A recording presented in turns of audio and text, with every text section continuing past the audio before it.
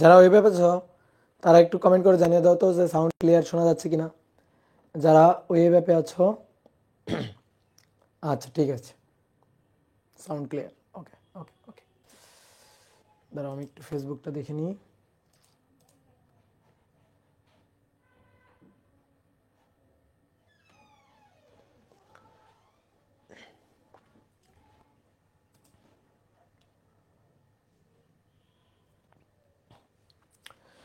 ওকে, সব কিছু ঠিকঠাক আছে।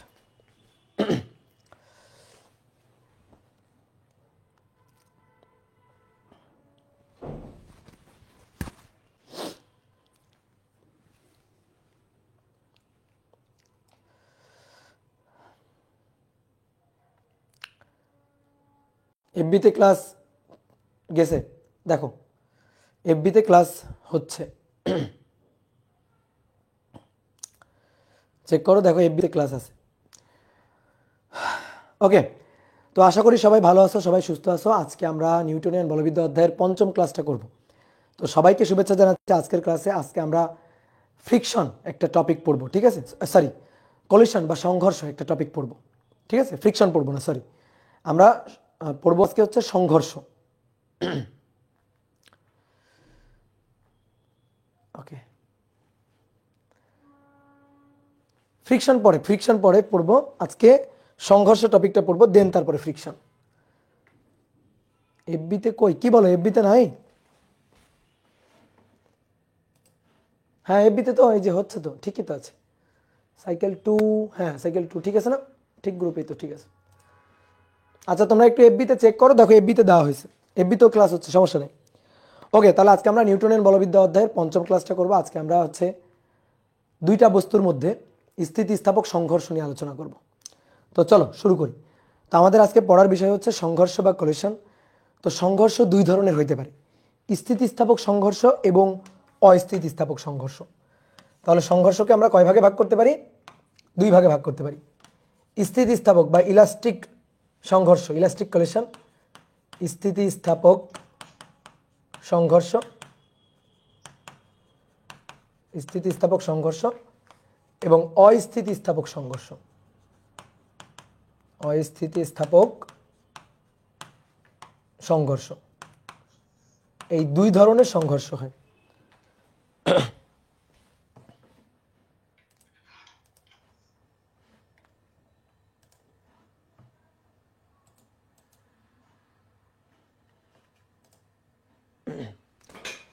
তো এই দুই ধরনের সংঘর্ষ হয়।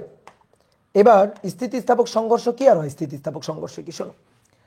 ধরো দুইটা বস্তুর মধ্যে সংঘর্ষ হইল, তো সংঘর্ষে ভরবেগ সংরক্ষিত হতে হবে আর গতিশক্তি সংরক্ষণশীলতার ব্যাপারটা ঘটতে পারে। যে সকল সংঘর্ষে ভরবেগ এবং গতিশক্তি দুটোই সংরক্ষিত হয় সেই সংঘর্ষ হচ্ছে স্থিতিস্থাপক সংঘর্ষ। যে সংঘর্ষে ভরবেগ সংরক্ষিত হয় বাট গতিশক্তি সংরক্ষিত হয় না সেই সংঘর্ষকে বলা হয় অস্থিতিস্থাপক সংঘর্ষ। তার মানে কি দাঁড়াইলো, সংঘর্ষ মাত্রেই ভরবেগ তাকে সংরক্ষণশীল হতেই হবে। তাহলে স্থিতিস্থাপক সংঘর্ষের শর্ত হচ্ছে ভরবেগ সংরক্ষিত হবে, ভরবেগ সংরক্ষিত হবে এবং সাথে সাথে গতিশক্তিটাকেও সংরক্ষিত থাকতে হবে, গতিশক্তিও সংরক্ষিত হতে হবে। কিন্তু অস্থিতিস্থাপক সংঘর্ষে ভরবেগ সংরক্ষিত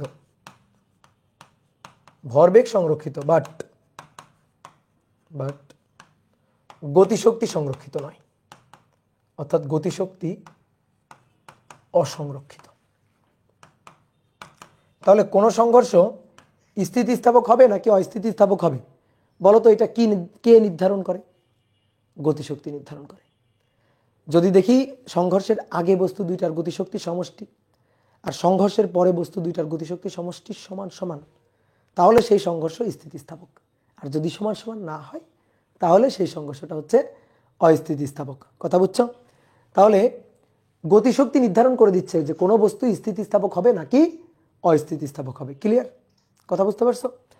তাহলে এবার আসো আমরা একটু এই ব্যাপারটা বুঝি। এগুলো তো বইয়ের বাংলা কথা, তাহলে আমরা এই জিনিসটাকে একটু ম্যাথমেটিক্যালি বোঝার চেষ্টা করি যে ভরবেগ সংরক্ষিত হওয়া বলতে আসলে কি বোঝায়, গতিশক্তি সংরক্ষিত হওয়া বলতে আসলে কি বোঝায়। ধরো দুটো বস্তুর মধ্যে সংঘর্ষ হচ্ছে, এই একটা বস্তু, এই বস্তুটা m1 ভর, ধরো সরল রৈখিক পথে সে u1 বেগ নিয়ে চলছে। এই আর একটা বস্তু, এটা m2 ভর, সরল রৈখিক পথে সে u2 বেগ নিয়ে চলছে। আমি মেনশন করে দিলাম যে u1 is greater than u2। সরল রৈখিক পথে যদি u1 এর মানটা u2 এর চেয়ে বড় হয়, তাহলে একটু পরে গিয়ে তো দুইটা বস্তু পরস্পরের সাথে ধাক্কা লাগাবে। তাহলে এই মনে করো সংঘর্ষকালীন সময়ের ঘটনা, যে সংঘর্ষকালীন সময়ে m1 m2 এর উপর ধাক্কা দিল আর m2 m1 এর উপর ধাক্কা দিল। কি ক্লিয়ার? এবার সংঘর্ষের পরবর্তী ঘটনা, সংঘর্ষের পরে m1 সে চলতেছে শেষ বেগ v1 নিয়ে, আর সংঘর্ষের পরে m2 সে চলতেছে শেষ বেগ v2 নিয়ে। আমরা শেষ বেগ আদিবেগ কিভাবে বলবো? সংঘর্ষের আগের গুলা হচ্ছে আদি, সংঘর্ষের পরের গুলা হচ্ছে শেষ। তাহলে সংঘর্ষের আগে আদিবেগ u1, আদিবেগ u2, সংঘর্ষের পরে m1 ভরের বস্তুর আদিবেগ v1, m2 ভরের বস্তুর শেষ বেগ v1, m2 ভরের বস্তুর শেষ বেগ হচ্ছে v2। কি ক্লিয়ার? এবার আসো ভরবেগ সংরক্ষিত হওয়া। ভরবেগ সংরক্ষিত হওয়া মানে এই যে দুইটা বস্তু, এই দুইটা বস্তুর আদি ভরবেগ অর্থাৎ m1 u1 plus m2 u2 আদি ভরবেগের সমষ্টি সমান সমান m1 v1 plus m2 v2 অর্থাৎ শেষ ভরবেগের সমষ্টি সমান সমান হতে হবে। তাহলে সেই সংঘর্ষকে আমরা সেই সংঘর্ষে আমরা বলতে পারবো ভরবেগ সংরক্ষিত। কি ক্লিয়ার? যদি সমান সমান না হয় তাহলে সেই ক্ষেত্রে ভরবেগ অসংরক্ষিত। এবার কথা হচ্ছে ভরবেগ অসংরক্ষিত হতে পারে না, সংঘর্ষ মাত্রায় ভরবেগ সংরক্ষিত হতেই হবে, সেটা স্থিতিস্থাপক হোক বা অস্থিতিস্থাপক হোক। যদি ভরবেগ অসংরক্ষিত হয় তার মানে ব্যাপারটা হচ্ছে সংঘর্ষই ঘটে নাই। ঠিক আছে, কাল্পনিক কথাবার্তা, সংঘর্ষে আসলে ঘটে নাই। সংঘর্ষ হলে অবশ্যই ভরবেগ সংরক্ষিত হতে হবে। তাহলে এই ক্ষেত্রে এই যে স্থিতিস্থাপক সংঘর্ষের ক্ষেত্রে দেখো, এই যে স্থিতিস্থাপক সংঘর্ষের ক্ষেত্রে আমরা লিখতে পারি যে summation of P initial, summation of P final. ঠিক আছে, সামেশন অফ পি ফাইনাল। অস্থিতিস্থাপক সংঘর্ষের ক্ষেত্রেও আমরা এই শর্তটা লিখতে পারি, অর্থাৎ সামেশন অফ পি ইনিশিয়াল সমান সমান সামেশন অফ পি ফাইনাল। সংঘর্ষের আগেও পরে ভরবেগের সমষ্টি সমান সমান। এইবার আসো গতিশক্তি অসংরক্ষিত হওয়ার ব্যাপারটা কি। গতিশক্তি অসংরক্ষিত হওয়া মানে হচ্ছে সংঘর্ষের আগে বস্তু দুইটার গতিশক্তি সমষ্টি half m1 u1 square plus half m2 u2 square equal to half m1 v1 square plus half m2 v2 square. এইটা যদি সমান সমান না হয়, আগে বস্তু দুইটার গতিশক্তি সমষ্টি পরে গতিশক্তি সমষ্টি সমান সমান না হয়, তাহলে সেই সংঘর্ষ হচ্ছে অস্থিতিস্থাপক সংঘর্ষ। এই যে গতিশক্তি নির্ধারণ করে দিচ্ছে সংঘর্ষ স্থিতিস্থাপক হবে নাকি অস্থিতিস্থাপক হবে। তাহলে দ্বিতীয় শর্তটা হচ্ছে summation of E K initial, গতিশক্তি initial equal to summation of E K final, গতিশক্তি ফাইনাল সমান সমান হবে। আর এই ক্ষেত্রে এটা সমান সমান হবে না, অর্থাৎ summation of E K initial আর summation of E K final কম বেশি হবে, সমান সমান হবে না। এটা কম বেশি হবে, সমান সমান হবে না, এই যে নট ইকুয়াল টু। তাহলে এই যে ম্যাথমেটিক্যাল এই দুটো শর্ত, বিশেষ করে এটা দেখে আমরা বলবো যে সংঘর্ষটা স্থিতিস্থাপক নয়, অর্থাৎ অস্থিতিস্থাপক বা ইনএলাস্টিক। আর এই ক্ষেত্রে স্থিতিস্থাপক, সেটার শর্ত হচ্ছে এই দুইটা শর্ত দেখে আমরা বলবো যে ইলাস্টিক সংঘর্ষ বা স্থিতিস্থাপক সংঘর্ষ। বোঝা গেল? এইবার আসো একটু কথা বলি, ভরবেগ সংরক্ষিত হবে। আচ্ছা ঠিক আছে, সংঘর্ষের আগে সংঘর্ষের পরে দুইটা বস্তুর সংঘর্ষে ভরবেগ সংরক্ষিত হবে, কথাটা মানলাম, বুঝলাম। গতিশক্তি কেন অসংরক্ষণশীল হবে? আমরা ছোটবেলায় শুনে আসছি যে শক্তি সর্বদা সংরক্ষণশীল। তোমাদের অনেকের কাছে এখানে একটা কনফিউশন লাগতে পারে, ভাই আমরা ছোটবেলায় শুনে আসছি শক্তি সংরক্ষণশীল, আপনি বলতেছেন শক্তি অসংরক্ষণশীল, তাহলে আমাদের কথা তো মিলল না। দেখো আমি কিন্তু বলি নাই এটা, আমি কিন্তু কখনোই বলি নাই শক্তি অসংরক্ষণশীল, এই কথাটা আমি কখনোই বলি নাই। আমি বলছি গতিশক্তি অসংরক্ষণশীল, গতিশক্তি অসংরক্ষণশীল। গতিশক্তি অসংরক্ষণশীল আর শক্তি অসংরক্ষণশীল এই দুইটা কথার মধ্যে আকাশ পাতাল তফাৎ। কেউ যদি কখনো বলে শক্তি অসংরক্ষণশীল, তাড়াতাড়ি তার মুখ চেপে ধরবা, বলবা খবরদার এই কথা বলাই যাবে না, শক্তি অসংরক্ষণশীল হইতেই পারে না, শক্তি সংরক্ষণশীল হইতে হবে। বাট গতিশক্তি অসংরক্ষণশীল হতে পারে, গতিশক্তি অসংরক্ষণশীল হতে পারে। সংঘর্ষের আগে বস্তু দুইটার গতিশক্তি পরে বস্তু দুইটার গতিশক্তি এটা সমান সমান নাও হইতে পারে, বাট শক্তি যে ধ্বংস হয়ে গেছে, শক্তির যে নতুন করে সৃষ্টি হচ্ছে, ব্যাপারটা এরকম না। মোট শক্তির পরিমাণ আগেও যা ছিল, মোট শক্তির পরিমাণ পরেও তাই। শক্তি কখনো সৃষ্টি হবে না, ধ্বংস হবে না, অর্থাৎ মোট শক্তি সর্বদাই সংরক্ষণশীল। কিন্তু গতিশক্তি এটা অসংরক্ষণশীল হতে পারে। কিভাবে হতে পারে? ধরো সংঘর্ষের আগে দুইটা বস্তুর গতিশক্তির সমষ্টি ছিল 100 জুল, সংঘর্ষের পরে হচ্ছে 90 জুল, তাহলে কি হইল? 10 জুল নাই। এই 10 জুল গেল কোথায়? এই 10 জুল দুইটা বস্তুর মধ্যে সংঘর্ষে তাপ উৎপন্ন হয়, দুইটা বস্তুর মধ্যে সংঘর্ষে শব্দ উৎপন্ন হয়, এরকম বিভিন্নভাবে অন্যান্য ক্ষেত্রে এই শক্তিটা খরচ হয়ে গেছে। অর্থাৎ শক্তি অন্য কোনো শক্তিতে রূপান্তরিত হয়ে গেছে, শক্তি একেবারে ভস্ম হয়ে যায় নাই, বা নতুন করে শক্তি কখনো সৃষ্টিও হবে না। তাহলে সংঘর্ষের আগে আর পরে যদি ম্যাচ না করে, গতিশক্তি যদি ম্যাচ না করে, তার মানে যতটুকু কম বেশি হচ্ছে সেইটা হয়তো অন্য কোনো শক্তিতে রূপান্তরিত হয়ে গেছে। তো এটাই হচ্ছে কথা, যে সংঘর্ষে অন্য কোনো শক্তিতে কতটুকু শক্তি খরচ হয়ে গেছে, রূপান্তরিত হয়ে গেছে, সেটাই হচ্ছে সংঘর্ষের আগে এবং পরে বস্তু দুইটার গতিশক্তির ব্যবধান, গতিশক্তির ডিফারেন্স। আর যদি দেখি ডিফারেন্স 0, তার মানে সমান সমান, তাহলে তো সেই সংঘর্ষ স্থিতিস্থাপক সংঘর্ষ। এবার আসো খুব ইম্পর্টেন্ট কথা, আমাদের আলোচনার বিষয়বস্তু হচ্ছে স্থিতিস্থাপক সংঘর্ষ, এবং তাও মজার কথা হচ্ছে, ঠিক আছে, বা সুখের কথা হচ্ছে, আমাদের পড়তে হবে একমাত্রিক স্থিতিস্থাপক সংঘর্ষ। আমরা অস্থিতিস্থাপক সংঘর্ষ নিয়ে আলোচনা করব না, এটা আমাদের সিলেবাসে নাই। ঠিক আছে, এটা নিয়ে আলোচনা করা যায়, এটা নিয়ে বিস্তর আলোচনা করা যায়, অনেকক্ষণ ডেরিভেশন করা যায়, অনেক ম্যাথ করা যায়, বাট এইটা নিয়ে আমাদের আলোচনা নাই, কারণ এর কোনো কনসেপ্ট, কোনো তথ্য, কোনো কথাবার্তা আমাদের বোর্ড বইয়ের সিলেবাসে নাই। আমাদের সিলেবাসে আছে হচ্ছে স্থিতিস্থাপক সংঘর্ষ, এটা দিয়ে তোমার একাডেমি, অ্যাডমিশন সবই কভার হয়ে যাবে। তাহলে আমরা জোর দিব কিসের উপর? স্থিতিস্থাপক সংঘর্ষের উপর, এবং তাও একমাত্রিক। কি ক্লিয়ার? তাও একমাত্রিক। এবং এই টপিকটা তোমরা কিন্তু 9-10-এও পড়ে আসছো, তাই না? বলো তো, এই টপিকটা 9-10-এও পড়ে আসছো না? তো চলো আমরা এবার এই একমাত্রিক স্থিতিস্থাপক সংঘর্ষ এইটা নিয়ে আলোচনা করব। তাহলে হেডিংটা সুন্দর করে লিখে ফেলো, একমাত্রিক স্থিতিস্থাপক সংঘর্ষ। ঠিক আছে, একমাত্রিক স্থিতিস্থাপক সংঘর্ষ। তাহলে আসো একটু চিত্র আঁকি। এই একটা বস্তু যার ভর m1, বেগ u1, আদিবেগ। এই একটা বস্তু যার ভর m2, আদিবেগ u2। মেনশন করে দিলাম, ধরো যেহেতু u1টাকে আমি পেছনে আঁকছি, তো u1 is greater than u2, না হলে ধাক্কা লাগাবে কীভাবে, তাই না?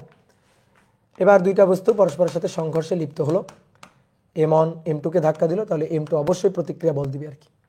এখানে বাহ্যিক অন্য কোনো বল নেই, ক্রিয়া প্রতিক্রিয়া ছাড়া অন্য কোনো বাহ্যিক বল নেই। তাহলে এবার সংঘর্ষের পরে m1 সরল রৈখিক পথে আঁকাবাঁকা পথে যাইতে পারবে না। অনেক মনে করতে, কেন ভাই দ্বিমাত্রিক ক্ষেত্র হইতে পারে না? পারে, কিন্তু ওটা তো আমাদের পড়ার বিষয়বস্তু না। আপাতত একমাত্রিক। m1 সংঘর্ষের পরে শেষ বেগ v1, আর m2 এর সরল রৈখিক পথে সংঘর্ষের পরে শেষ বেগ এটা হচ্ছে v2। অনেকের কাছে মনে হইতে পারে, ভাই v1 কি উল্টা দিকে হইতে পারে না? পারে। আমি তো সূত্রের ডেরিভেশন করতেছি, আমি v1 এর মান v2 এর মান বের করব, মান বের করার পরে দেখব প্লাস আসছে নাকি মাইনাস আসছে। আমরা বেগের একটা দিককে পজিটিভ ধরবো, বেগের অন্য একটা দিককে আমরা, মানে উল্টা দিকটাকে আমরা নেগেটিভ ধরবো। তারপর আমরা হিসাব নিকাশ করে দেখব বেগের মান v1 কত আসলো, v2 কত আসলো, তার উপর ভিত্তি করে আমরা ডিসিশন নিব কোন বস্তু কোন দিকে যাচ্ছিল। তো আপাতত আমি জাস্ট ডেরিভেশন করবো, তো আমি সবগুলো বেগকে পজিটিভ ডিরেকশনে ধরে নিলাম, অর্থাৎ এই দিকটা আমার পজিটিভ, এই দিকের বেগগুলো পজিটিভ, এই দিকের বেগগুলো নেগেটিভ। তাহলে আমি আপাতত সব বেগগুলোকে পজিটিভ ডিরেকশনে ধরে নিলাম। ঠিক আছে, দেখো u1 পজিটিভ দিকে, u2 পজিটিভ দিকে, x অক্ষের ধনাত্মক দিকে, v1 x অক্ষের ধনাত্মক দিকে, v2 x অক্ষের ধনাত্মক দিকে। আপাতত এটা ধরেই আমরা ডেরিভেশন সামনের দিকে আগাই। কেমন সংঘর্ষটা? স্থিতিস্থাপক সংঘর্ষ। তাহলে স্থিতিস্থাপক সংঘর্ষে ভরবেগ সংরক্ষিত হতে হবে, প্রথম শর্ত, ভরবেগ সংরক্ষিত হতে হবে, ভরবেগ সংরক্ষিত। তাহলে ভরবেগ সংরক্ষিত, that means m1 u1 plus m2 u2 এটা equal to m1 v1 plus হচ্ছে m2 v2। ওকে, আচ্ছা একটা কাজ করি, আমরা m1 এর গুলাকে এক পাশে নিয়ে যাই, আর m2 এর গুলাকে এক পাশে নিয়ে যাই। তাহলে m1 v1টাকে এই পাশে নিয়ে গেলাম, তাহলে m1 u1 মাইনাস v1। এবার m2 u2টাকে এই পাশে নিয়ে যাব, m2 u2 এই পাশে নিয়ে গেলে মাইনাস হবে, তাহলে m2 এখানে আছে v2 মাইনাস হবে u2। তাহলে কি করলাম, m1 এর গুলাকে এক পাশে রাখলাম আর m2 গুলাকে এক পাশে লিখলাম, বুঝছো? ওকে, এই সমীকরণটাকে আমি বললাম 1 নং সমীকরণ। এবার স্থিতিস্থাপক সংঘর্ষের দ্বিতীয় গুরুত্বপূর্ণ সংঘর্ষ, মানে শর্ত, সেটা হচ্ছে গতিশক্তি সংরক্ষিত। গতিশক্তি সংরক্ষিত, গতিশক্তি সংরক্ষিত, দ্যাট মিনস সংঘর্ষের আগে এর গতিশক্তি হাফ m1 u1 স্কয়ার, সংঘর্ষের আগে এই বস্তুর গতিশক্তি হাফ m2 u2 স্কয়ার, সংঘর্ষের পরে এই বস্তুর গতিশক্তি half m1 v1 square, half m2 v two square. Done? বলো কি করতে ইচ্ছা করতেছে তোমার? যা করতে ইচ্ছা করতেছে তাই করে দাও। হাফ হাফ হাফ হাফ কাটাকাটি করতে ইচ্ছা করছে কি, তাই না? বলো। এবার একটা কাজ করো, আবার আগের মতো m1 গুলাকে এক পাশে নাও আর m2 গুলাকে এক পাশে নাও। m1 u1 square, m1 v1 square, m1 v1 square কে এই পাশে নিলাম। তাহলে m1 u1 square minus v1 square সমান সমান এই m2 u2 স্কয়ার কে এই পাশে পাঠাবো। তাহলে m2 v2 square minus u2 square, সমীকরণ নম্বর 2। এবার 1 নম্বর এবং 2 নম্বর সমীকরণের দিকে কিছুক্ষণ তাকায় থাকো, কিছুক্ষণ এইভাবে তাকায় থাকো। দেখো 1 নম্বর সমীকরণ আর 2 নম্বর সমীকরণ তোমার সাথে কথা বলবে এবং কথা বলে ওরা কিছু করতে বলবে। বলো বলো কি করতে বলছে? ইয়েস, ভাগ করতে বলছে। দেখো ওরা বলছে যে ভাগ করো, 2 কে 1 দিয়ে ভাগ করো। বলো বলছে কিনা? আমার সাথে তো কথা বলছে, তোমাদের সাথে বলবে। সমীকরণ কথা বলে, বুঝছো? ফিজিক্সের সমীকরণ কথা বলে। 2 কে 1 দিয়ে ভাগ দিতে বলছে। তাহলে ভাগ দিলে দেখো m1, আচ্ছা এইটাকে দেখো তো এটা লেখা যায় কিনা, u1 square minus v1 square, that means u1 minus v1, a square minus b square সূত্র, u1 plus v1 divided by এই যেটা, তাহলে m1 u1 মাইনাস v1। তারপরে এখানে m2 v2 minus u2 v2 plus u2, তাকে ভাগ দিতে বলছে এটা দিয়ে। তাহলে m2 v2 মাইনাস u2, 2 কে 1 দিয়ে ভাগ দিলাম। এবার দেখো কাটাকাটির একটা উৎসব লেগে যাবে। এই দেখো মাইনাসের এই পার্টটা কাটাকাটি, মাইনাসের এই পার্টটা এখান থেকেও কাটাকাটি। এবার তাহলে কি হলো, ও আচ্ছা আরও কাটবে, m2 m2 m1 m1 কাটবে। এবার পড়ে থাকলো কি পাশে ভাই, u1 প্লাস v1, আর এ পাশে কে পড়ে থাকলো, v2 প্লাস u2 পড়ে থাকলো। এবার একটা কাজ করো তো, ইউ গুলাকে এক পাশে আর ভি গুলাকে এবার এক পাশে নিয়ে যাও। তাহলে u1 মাইনাস u2 এটা equal to v2 minus v1। Okay done. u1 minus u2 equal to v2 minus v1। Clear? এইটা দেখো তো আদি বেগ দুইটার ডিফারেন্স না, পার্থক্য না। আদি বেগের পার্থক্য, u1 মাইনাস u2 আদি বেগের পার্থক্য, এটা আদি বেগের পার্থক্য, তাই না? এই যে u1 আর এটা u2, তাহলে u1 মাইনাস u2 আদি বেগের পার্থক্য, তাহলে এটা হচ্ছে ডেল ইউ, আর এটা v2 মাইনাস v1 দুইটা বস্তুর শেষ বেগের পার্থক্য না, তাহলে শেষ বেগের পার্থক্য, that is del V. Del U সমান সমান ডেল ভি, ডেল ইউ সমান সমান ডেল ভি। তাহলে এটার একটু বাংলা তর্জমা করি তো। তাহলে সংঘর্ষের পরে বস্তু দুইটার বেগের বিয়োগফল, সংঘর্ষের আগে বস্তু দুইটার বেগের বিয়োগফল সমান সমান থাকবে। ঠিক আছে, সমান সমান থাকবে। আর বেগ ভেক্টর অবশ্যই এটা ভেক্টর বিয়োগ করবো আর কি, দিকটিক বুঝে বুঝে বিয়োগ করব, দিকটিক বুঝে তারপর আমরা বিয়োগ করব। তাহলে v2 আর v1 এর ডিফারেন্স, পার্থক্য বা বিয়োগফল, এবং u1 এবং u2 এর বিয়োগফল, এই দুইটা পরস্পর সমান, এই দুইটা পরস্পর কি হবে, সমান। তাহলে স্থিতিস্থাপক সংঘর্ষের ক্ষেত্রে আমি একটা খুবই গুরুত্বপূর্ণ ব্যাপার পেলাম, সেটা হচ্ছে একটা গুরুত্বপূর্ণ একটি ডিসিশন আমরা এখান থেকে নিতে পারলাম। সেটা হচ্ছে যদি দুইটা বস্তুর মধ্যে স্থিতিস্থাপক সংঘর্ষ হয়, তাহলে সংঘর্ষের আগে বস্তু দুইটার বেগের পার্থক্য, পরের পার্থক্য সমান সমান হতে হবে। তাহলে স্থিতিস্থাপক সংঘর্ষ চট করে আমি দেখে বলে দিতে পারবো। ধরো তুমি আমাকে দুটো বস্তুর মধ্যে সংঘর্ষের আগের বেগ পরের বেগ সব দিয়ে দিলা, দিয়ে বললা ভাই দেখেন তো এটা স্থিতিস্থাপক নাকি। আমি দেখেই বলে দিতে পারবো এটা স্থিতিস্থাপক নাকি অস্থিতিস্থাপক। কেমনে বলবো? আমি বস্তু দুইটার আগের যে বেগটা, আদি দুইটা বেগ যেটা, বিয়োগ করব, পরে যে দুইটা বেগ v1 v2 বিয়োগ করব, বিয়োগ করে যদি দেখি সমান তাহলে বলবো স্থিতিস্থাপক, আর যদি দেখি সমান হয়নি তাহলে বলবো অস্থিতিস্থাপক সংঘর্ষ। কথা বুঝছো? তাহলে এটা দেখেই কিন্তু বলে দেওয়া যায়। ক্লিয়ার? এই শর্তটা কিন্তু আমাকে বলে দিবে যে স্থিতিস্থাপক নাকি অস্থিতিস্থাপক। এবার আসো, খুব ইম্পর্টেন্ট কথা, এটাকে আমরা কিন্তু আপেক্ষিক বেগও বলতে পারি। স্থিতিস্থাপক সংঘর্ষে বস্তুদ্বয়ের আপেক্ষিক বেগ, আগে আর পরে আপেক্ষিক বেগ সমান সমান। আপেক্ষিক বেগ, আপেক্ষিক বেগ কেন? তুমি ধরো এদিকে যাচ্ছ, এদিকে থাকো, ধরো তুমি এদিকে দৌড়াচ্ছ, ধরো 10 মিটার পার সেকেন্ড বেগে, তোমার সামনে ধরো আমি দৌড়াইতেছি 30 মিটার পার সেকেন্ড বেগে। বলো তোমার সাপেক্ষে আমার বেগ কত? বলো বলো বলো, তোমার সাপেক্ষে আমার বেগ কত বলো। তাহলে 20, এই 20 তুমি কিভাবে পাইলা? যোগ করে পাইলা? কি করে পাইলা? বিয়োগ করে পাইলা। তাহলে আপেক্ষিক বেগ বিয়োগ করবো না? দেখো তো এই যে আপেক্ষিক বেগ, এটা কি বিয়োগ করে পাইলাম আপেক্ষিক বেগ। তাহলে এই কারণে বলা হচ্ছে যে সংঘর্ষের আগে আর পরে বস্তুদ্বয়ের আপেক্ষিক বেগ সমান সমান হলে সেটা স্থিতিস্থাপক সংঘর্ষ। তাহলে এখানে একটু ছোট্ট করে লিখি, আসো। সংঘর্ষের আগে ও পরে বস্তুদ্বয়ের আপেক্ষিক বেগ সমান। কখন? বস্তুদ্বয়ের আপেক্ষিক বেগ সমান। তো কখন এটা হবে? স্থিতিস্থাপক সংঘর্ষ।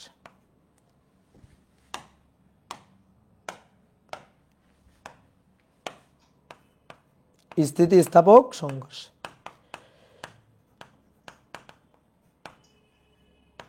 তাহলে এই ডিসিশনটা আমরা এখান থেকে কিন্তু নিতে পারি। অনেক সময় দেখবে আমাদের সৃজনশীল প্রশ্ন বা অনেক বড় বড় প্রশ্ন কিন্তু এখান থেকে এটা দেখেই আমরা আগে থেকেই অ্যান্সার বলে দিতে পারবো। কি ক্লিয়ার? ওকে, আসো এইবার আসো, শোনো। দুটো বস্তুর মধ্যে যদি স্থিতিস্থাপক সংঘর্ষ হয়, তাহলে সংঘর্ষের পরে বস্তু দুইটার যে বেগ হবে না, মানে v1 v2 যেটা হবে, সেটা ইচ্ছা মতো দুটো মান হয় না। ধরো দুটো বস্তুর মধ্যে সংঘর্ষ ঘটলো, সংঘর্ষ ঘটার পরে আমি বললাম এই দুইটা বস্তুর মধ্যে স্থিতিস্থাপক সংঘর্ষ ঘটছে, সংঘর্ষের পরে বস্তু দুইটার বেগ এত ও এত, ইচ্ছা মতো বললাম, ইচ্ছা মতো হয় না। সংঘর্ষ যদি স্থিতিস্থাপক হতে হয়, তাহলে সংঘর্ষের পরে বস্তু দুইটার বেগ অবশ্যই ফিক্সড দুইটা মান হইতে হবে। আমরা সেটাই বের করতে চাই। সংঘর্ষ যদি স্থিতিস্থাপক হয়, তাহলে সংঘর্ষের পরবর্তীতে বেগ কত? তাহলে সংঘর্ষ আমরা যা চাচ্ছি আর কি, সংঘর্ষ স্থিতিস্থাপক হলে, স্থিতিস্থাপক হলে সংঘর্ষ পরবর্তী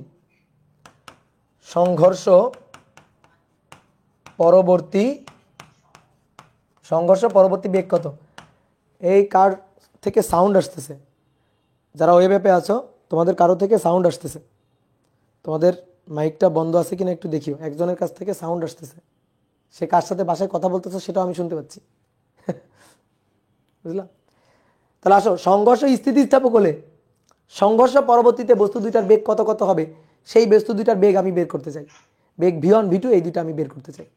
তো এই v1 v2 ইচ্ছা মতো নেওয়া যাবে না, এটা হিসাব নিকাশ করে আসবে। তাহলে আমার কি কি বলে দেওয়া থাকবে জানো? আমার বলে দেওয়া থাকবে দুইটা বস্তুর মধ্যে ধরো এরকম যে একটা বস্তু, এই বস্তুর ভর m1 এত, এই বস্তুর ভর m2 এত, এই বস্তু এত বেগে চলতেছে, এই বস্তু এত বেগে চলতেছে বলে দিবে। অর্থাৎ u1 u2 বলে দিবে, দিয়ে বলবে নাও এদের মধ্যে যদি স্থিতিস্থাপক সংঘর্ষ হয়, তাহলে সংঘর্ষের পরে বস্তু দুইটার বেগ v1 কত আর v2 কত বের করো। যে সংঘর্ষের পরে এদের মধ্যে স্থিতিস্থাপক সংঘর্ষ ঘটছে, তাহলে সংঘর্ষের পরে বেগ দুইটা কত কত বের করো। কি ক্লিয়ার? তাহলে সংঘর্ষের পরে বস্তু দুইটার বেগ বের করতে হবে, সংঘর্ষের পরে বস্তু দুইটার বেগ বের করতে হবে। তাহলে আমাদের v1 আর v2 বের করতে হবে। v1 বের করব আর v2টা বের করবো, যে সংঘর্ষের পরে বেগ দুইটা কত কত। তাহলে শোনো, এবার আসো দেখো, বলো তো ভাই আননোন কোয়ান্টিটি কয়টা? দুইটা, v1 আর v2। আর আমার দেওয়া থাকবে কি? আমার দেওয়া থাকবে হচ্ছে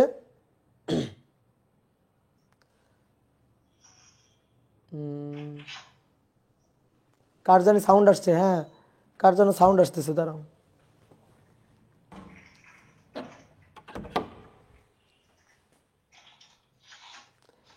এমডি গোলাম মুর্শেদ, হ্যাঁ পাইছি। এমডি গোলাম মুর্শেদ, তুমি একটু মাইক্রোফোনটা বন্ধ করো।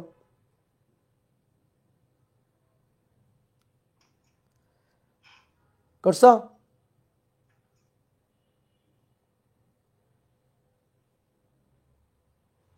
ঠিক আছে,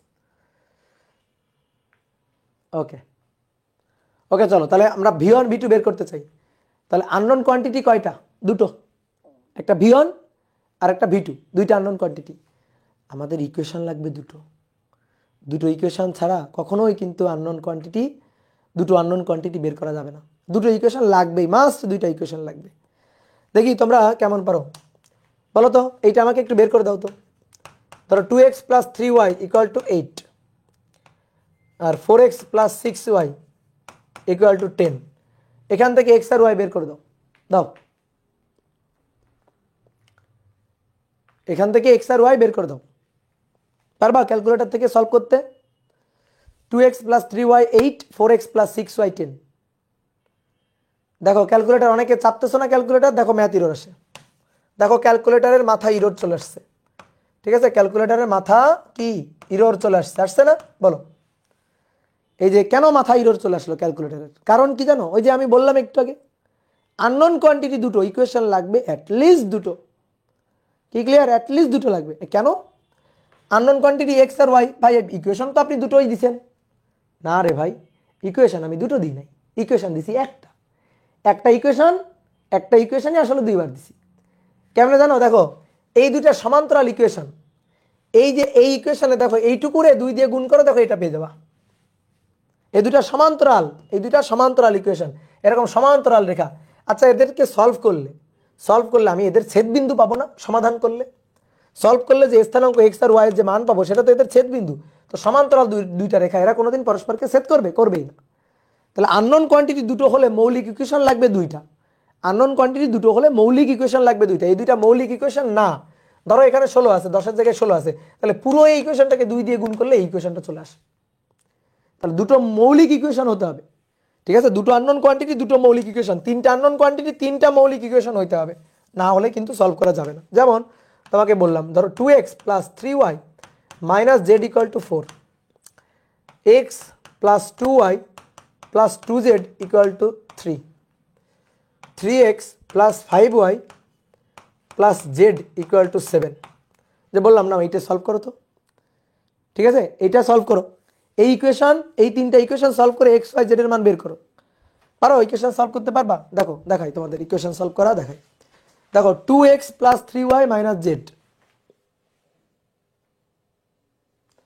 তাহলে আমি মোডে যাব, মোডে গিয়ে ইকুয়েশনে নিব 5। আমার আননোন কোয়ান্টিটি তিনটা, তাহলে আমি যাব an x bn y cn z, অর্থাৎ 2 এ যাব। 2 যাওয়ার পরে দেখো 2 3 - 1, 2 বসালাম, 3 সমান চিহ্ন -1 বসালাম, তারপরে আছে 4, 4 বসালাম, তারপরে 1, তারপরে হচ্ছে +2, তারপরে হচ্ছে +2, এবং তারপরে হচ্ছে +3, +3 বসালাম, তারপরে 3, তারপরে হচ্ছে 5, এবং তারপরে 1, এবং তারপরে 7 ছিল, 7 বসালাম। এই দেখো ক্যালকুলেটরের মাথা ইরর, দেখছো? ক্যালকুলেটরের মাথা ইরর দেখো। বলো এবার বলো কেন হইল এটা? এটা সমাধান করে এক্স ওয়াই জেড আমি কেন পাইলাম না? তিনটা আননোন কোয়ান্টিটি, তিনটা ইকুয়েশন পাইলাম না। তার কারণ হচ্ছে এইটাতে নতুন কোনো ইকুয়েশন না, এই দুটো ইকুয়েশন যোগ করে এটা পাওয়া যায়। যদি সলভ করে এক্স ওয়াই জেড এর মান বের করতে হয়, তাহলে তিনটা মৌলিক ইকুয়েশন অ্যাটলিস্ট হইতেই হবে, কারণ আননোন কোয়ান্টিটি তিনটা মৌলিক ইকুয়েশন হইতে হবে। কিন্তু এখানে ইকুয়েশন আছে দুটো, এই দুটো মৌলিক ইকুয়েশন, আর এটা পাওয়া গেছে ওই দুইটারে যোগ করে। তাহলে কখনোই হবে না। এই দুইটা যোগ করে আমি একটা ইকুয়েশন, বিয়োগ করে আমি আরো একটা ইকুয়েশন, এরকম অনেকগুলো ইকুয়েশন পাইতে পারি, কিন্তু তারা কিন্তু মৌলিক ইকুয়েশন হবে না। কথা কি বুঝতে পারছো? কথা বুঝছো? ক্লিয়ার? তাহলে মৌলিক ইকুয়েশন লাগবে, তাই এটাই বুঝো আর কি। এবার আসো দেখি, আমাদের আননোন কোয়ান্টিটি v1 v2 দুটো, তাহলে আমাদের ইকুয়েশন লাগবে দুটো ইকুয়েশন লাগবে। তো সেই দুটো ইকুয়েশন আছে কিনা আমাদের হাতে? ইয়েস আছে। এই দেখো 1 নম্বর একটা ইকুয়েশন, আর এই যে 2 নম্বর একটা ইকুয়েশন। এখানে আমি m1 জানি, u1 জানি, v1 জানি না, আননোন কোয়ান্টিটি। m2 জানি, u2 জানি, v2 জানি না, আননোন কোয়ান্টিটি দুটো, v1 আর v2। ওকে, পরের লাইনে আসো। m1 জানি, u1 জানি, m2 জানি, u2 জানি, তাহলে v1 জানি না, v2 জানি না, তাহলে আননোন কোয়ান্টিটি v1 আর v2 দুটো ইকুয়েশন আমার আছে দুটো। একটা ভরবেগের সংরক্ষণশীলতার জন্য একটা ইকুয়েশন পাইলাম, আর একটা গতিশক্তি সংরক্ষণশীলতার জন্য আরেকটা ইকুয়েশন পাইলাম। ইকুয়েশন দুটো পাইছি, ওকে, হিসাব নিকাশ করে বের করা যাবে। কিভাবে করবো? আসো এই যে এই লাইন থেকে দেখো, এই লাইনটা দেখো, এখান থেকে দেখো, এখান থেকে এই যে u1 + v1 = v2, এটা প্লাস প্লাস, এটা প্লাস হচ্ছে u2। এবার আসো এইখান থেকে v2 সমান নিয়ে আমি 1 নং সমীকরণে বসাবো, v1 এর মান পেয়ে যাব। এখান থেকে আমি v1 সমান কত সেইটা নিয়ে গিয়ে আবার 1 নং সমীকরণে বসাবো, তাহলে আমি তখন v2 পেয়ে যাব। তাহলে আসো আমি প্রথমে এখান থেকে আমি প্রথমে ধরো v2 সমান কত সেটা নিব। তাহলে v2 সমান হবে দেখো u1 + v1 - u2, আর তারপরে এখান থেকে ধরো আমি নিব হচ্ছে v1 সমান কত। তাহলে v1 সমান হবে v2 + u2 - u1। তাহলে আসো v2 সমান কত সেইটা নিয়ে আমি বসাবো 1 নং সমীকরণে। ক্লিয়ার? তাহলে আমাদের 1 নং সমীকরণ তুলছো, সবাই তুলছো? তোলো তোলো, আমি স্লাইড চেঞ্জ করবো, তোলো।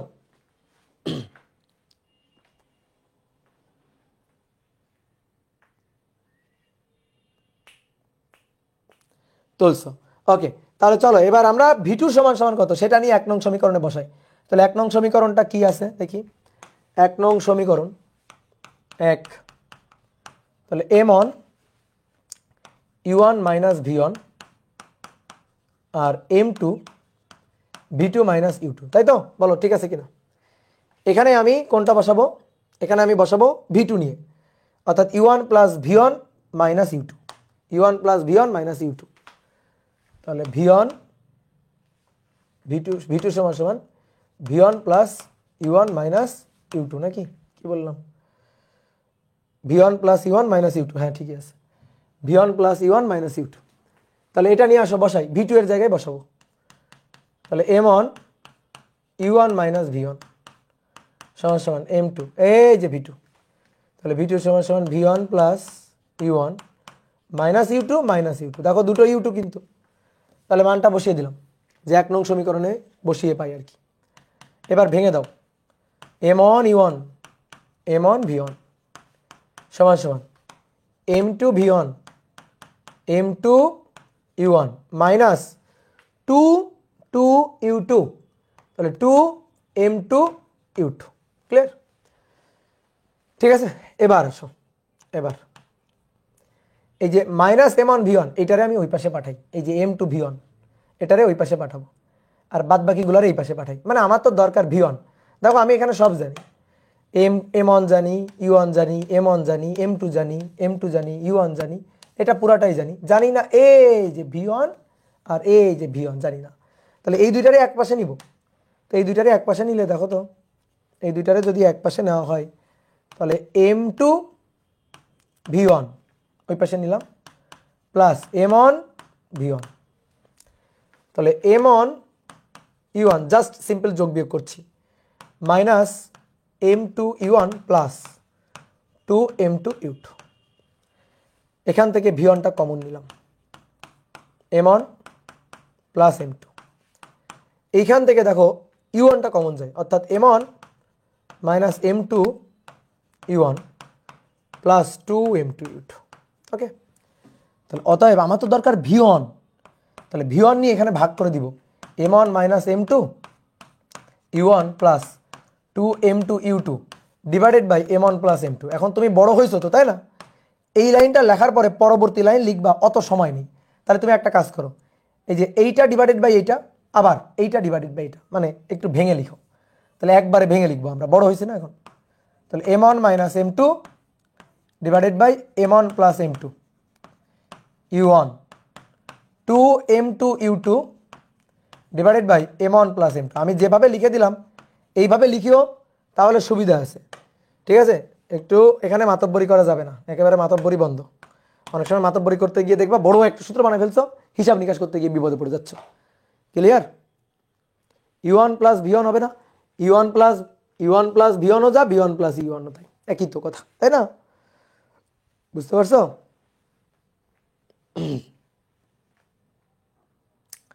হ্যাঁ, এগুলো এসএসসিতে ছিল, এখন এগুলো আবার পড়তে হবে। কত মজা, তাই না? বলো, এসএসসিতেও তো ছিল, এখনও আবার পড়তে হবে। এইবার আমি সুন্দর করে v1 এর সেই সুন্দর সূত্রটা, বড় একটা সূত্র পেয়ে গেলাম। অনেকের মন খারাপ হয়ে গেছে, ভাই এত বড় একটা সূত্র। মন খারাপ করার কিছু নাই, আপাতত একটু লিখো, দেন তারপরে মনে করো যে শর্টকাট তো আছেই। তাহলে এবার আসো, এবার আবার 1 নং সমীকরণ। এবার 1 নং সমীকরণে কি বসাবো? এবার 1 নং সমীকরণে বসাবো v1 equal to v2 plus u2 minus u1, v1 equal to v2 plus u2 minus u1, তাই তো? v1 equal to v2 plus u2 minus v1, এটা বসাবো 1 নং সমীকরণে।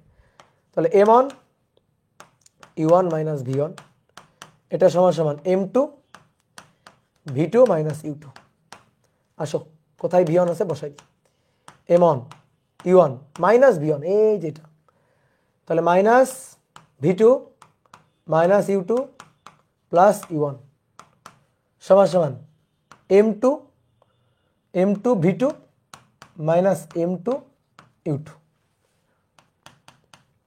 ওকে, দেখো এবার ইউ1 ইউ1 দুটো ইউ1 টু ইউ1, তাহলে টু, আচ্ছা লিখি তারপরে ভাঙি, m1 two u one minus v two minus u two, m2 v2 minus m2 u2। এবার ভেঙে দাও, two m1 u1 minus m1 v2 minus m1 u2, m2 v2 minus m2 u2। Okay ডান।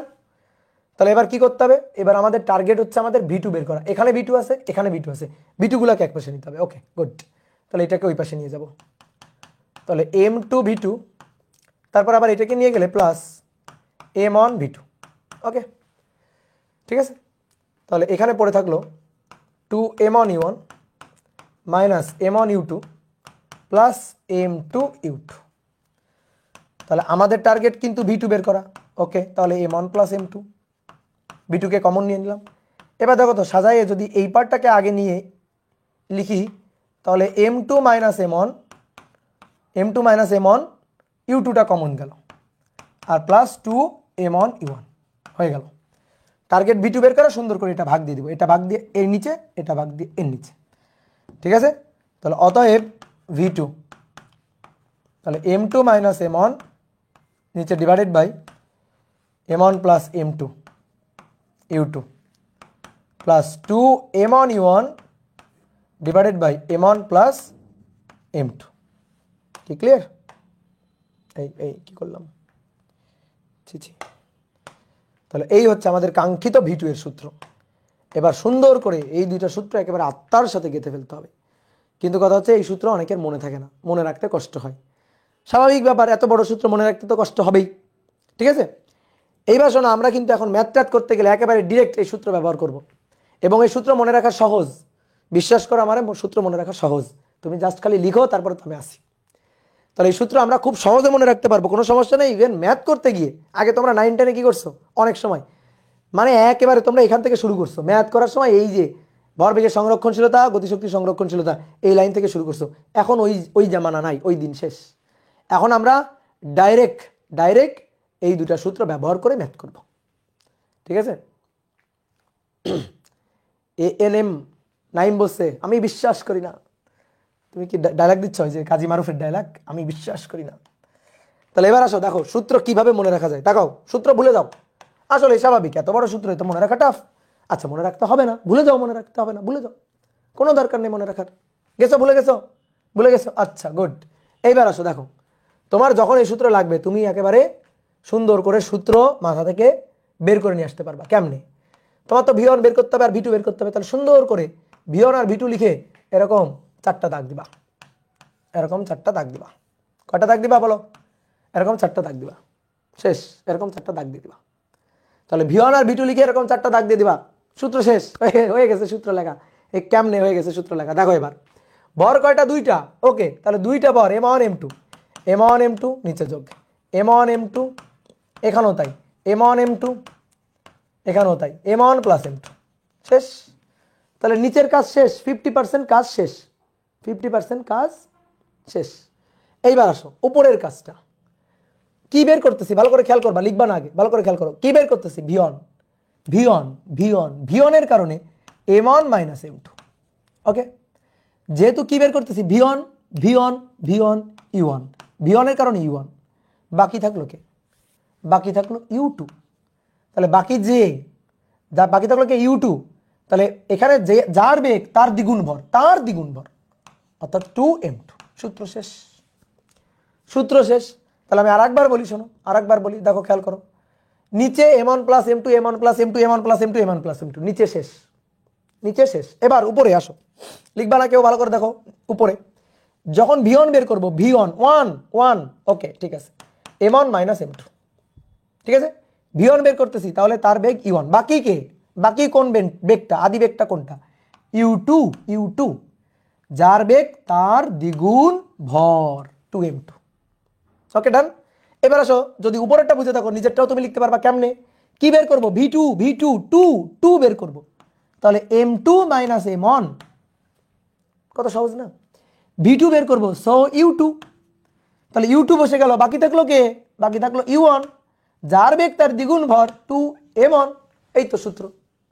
এবার এই সূত্র তুমি ভুলে যাও। তুমি যদি চেষ্টা করো ভুলে যাবো সূত্র, তাও তুমি ভুলতে পারবে না। দেখো, তাও তুমি সূত্র ভুলতে পারবে না। কি ক্লিয়ার? কি ক্লিয়ার?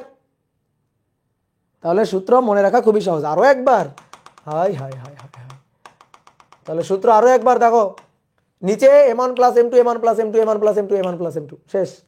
উপরে v1 বের করবো, তাহলে 1 m1 মাইনাস m2, v2 বের করবো v2 2, তাহলে m2 মাইনাস m1, v1 এর জন্য u1, v2 এর জন্য u2, v1 এর জন্য u1, বাকি থাকলো কে? বাকি থাকলো কে?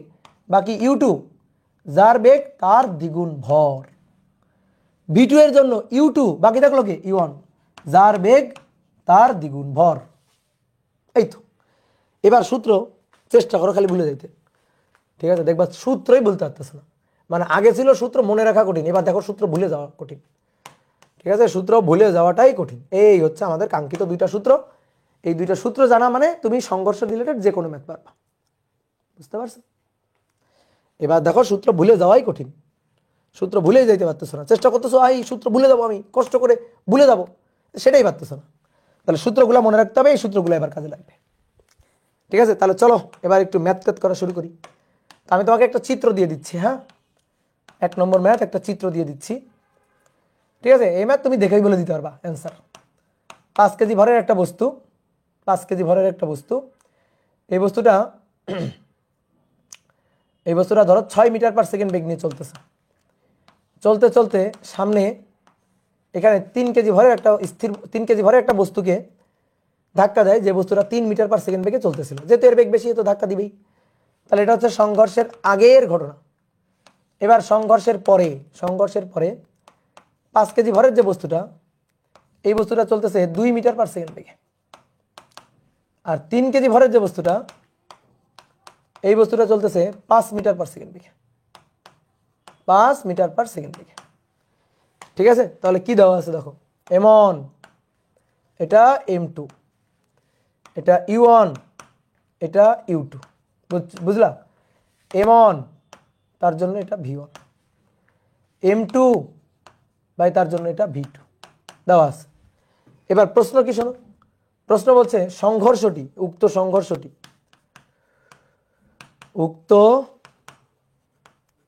সংঘর্ষটি স্থিতিস্থাপক কিনা, স্থিতিস্থাপক কিনা। খুবই সহজ জিনিস, চটপট অ্যান্সার দিয়ে দিবা, চটপট। উক্ত সংঘর্ষটি কি স্থিতিস্থাপক সংঘর্ষ কিনা। দেখো বেগের আদি বেগ আর শেষ বেগের ডিফারেন্স দেখো, ভালো করে দেখো। কি বলছিলাম? সংঘর্ষ স্থিতিস্থাপক হতে গেলে আদি বেগ আর শেষ বেগ এদের ডিফারেন্স, পার্থক্য সমান সমান হইতে হবে।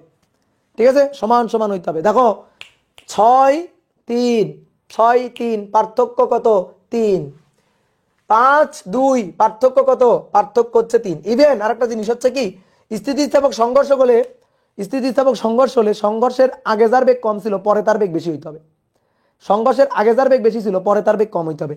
আমার কথা বিশ্বাস করতে হবে না, তুমি এখানে দেখো, এই দেখো u1 মাইনাস u2 আর পরে v2 minus v1, u1 minus u2 v2 minus v1। তাহলে ধরো এই বেগের মানটা হচ্ছে, বেগের পার্থক্যটা হচ্ছে 4। তাহলে u1 থেকে u2 বিয়োগ করলে 4 পাওয়া যায়, তার মানে u1 বড়। আর পরবর্তীতে v2 থেকে v1 বিয়োগ করলে 4 পাওয়া যায়, তার মানে v2টা বড়। দেখো আমি কিন্তু তাই দিছি, দেখো সেরকমই দেওয়া হয়েছে।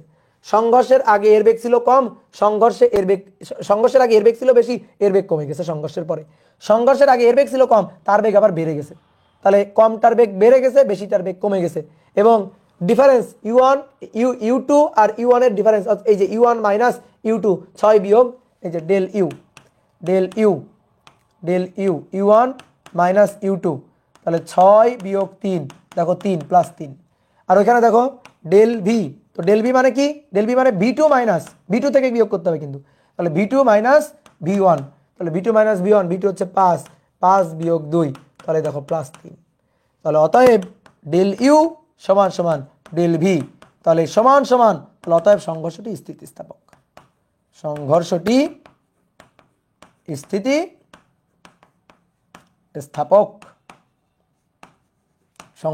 স্থিতিস্থাপক। ওকে, ক্লিয়ার, খুবই সহজ ম্যাথ। ওকে, আবার বুঝান, মাইক দিব।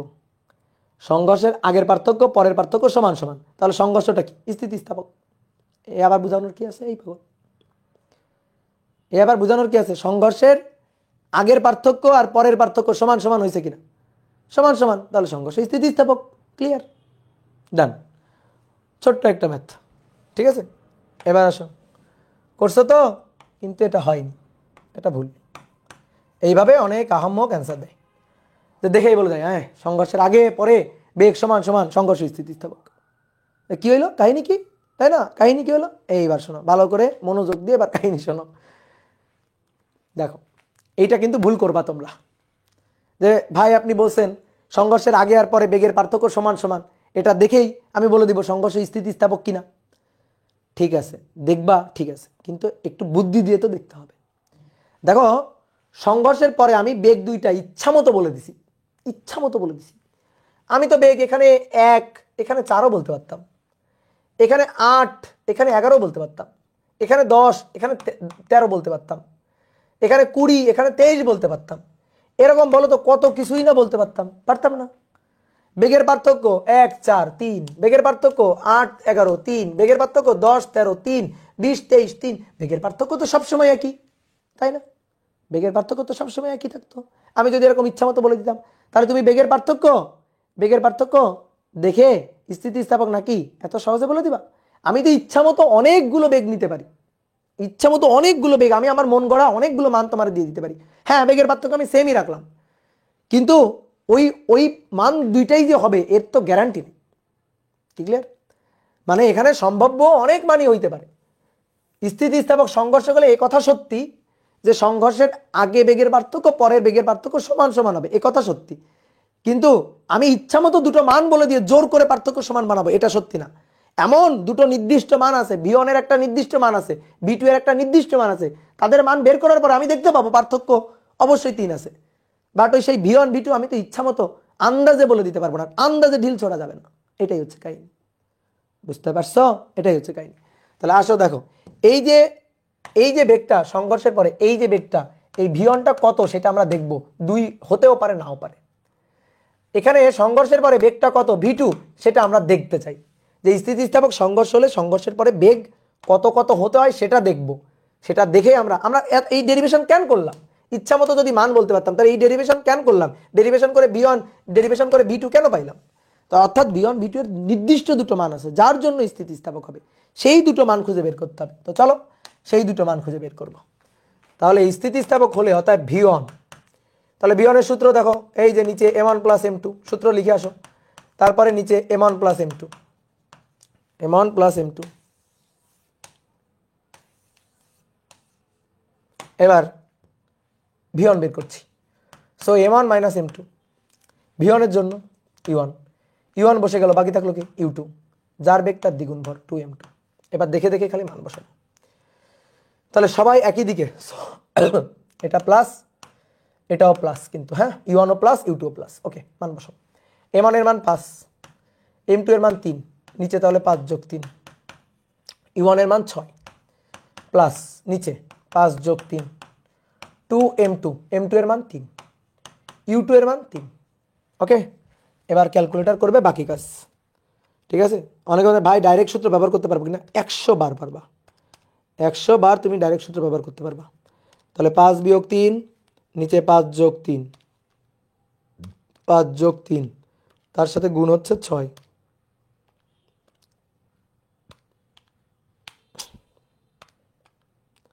গুণ হচ্ছে 6 যোগ উপরে হচ্ছে 3 × 9 গুণ 2 আর নিচে হচ্ছে 8।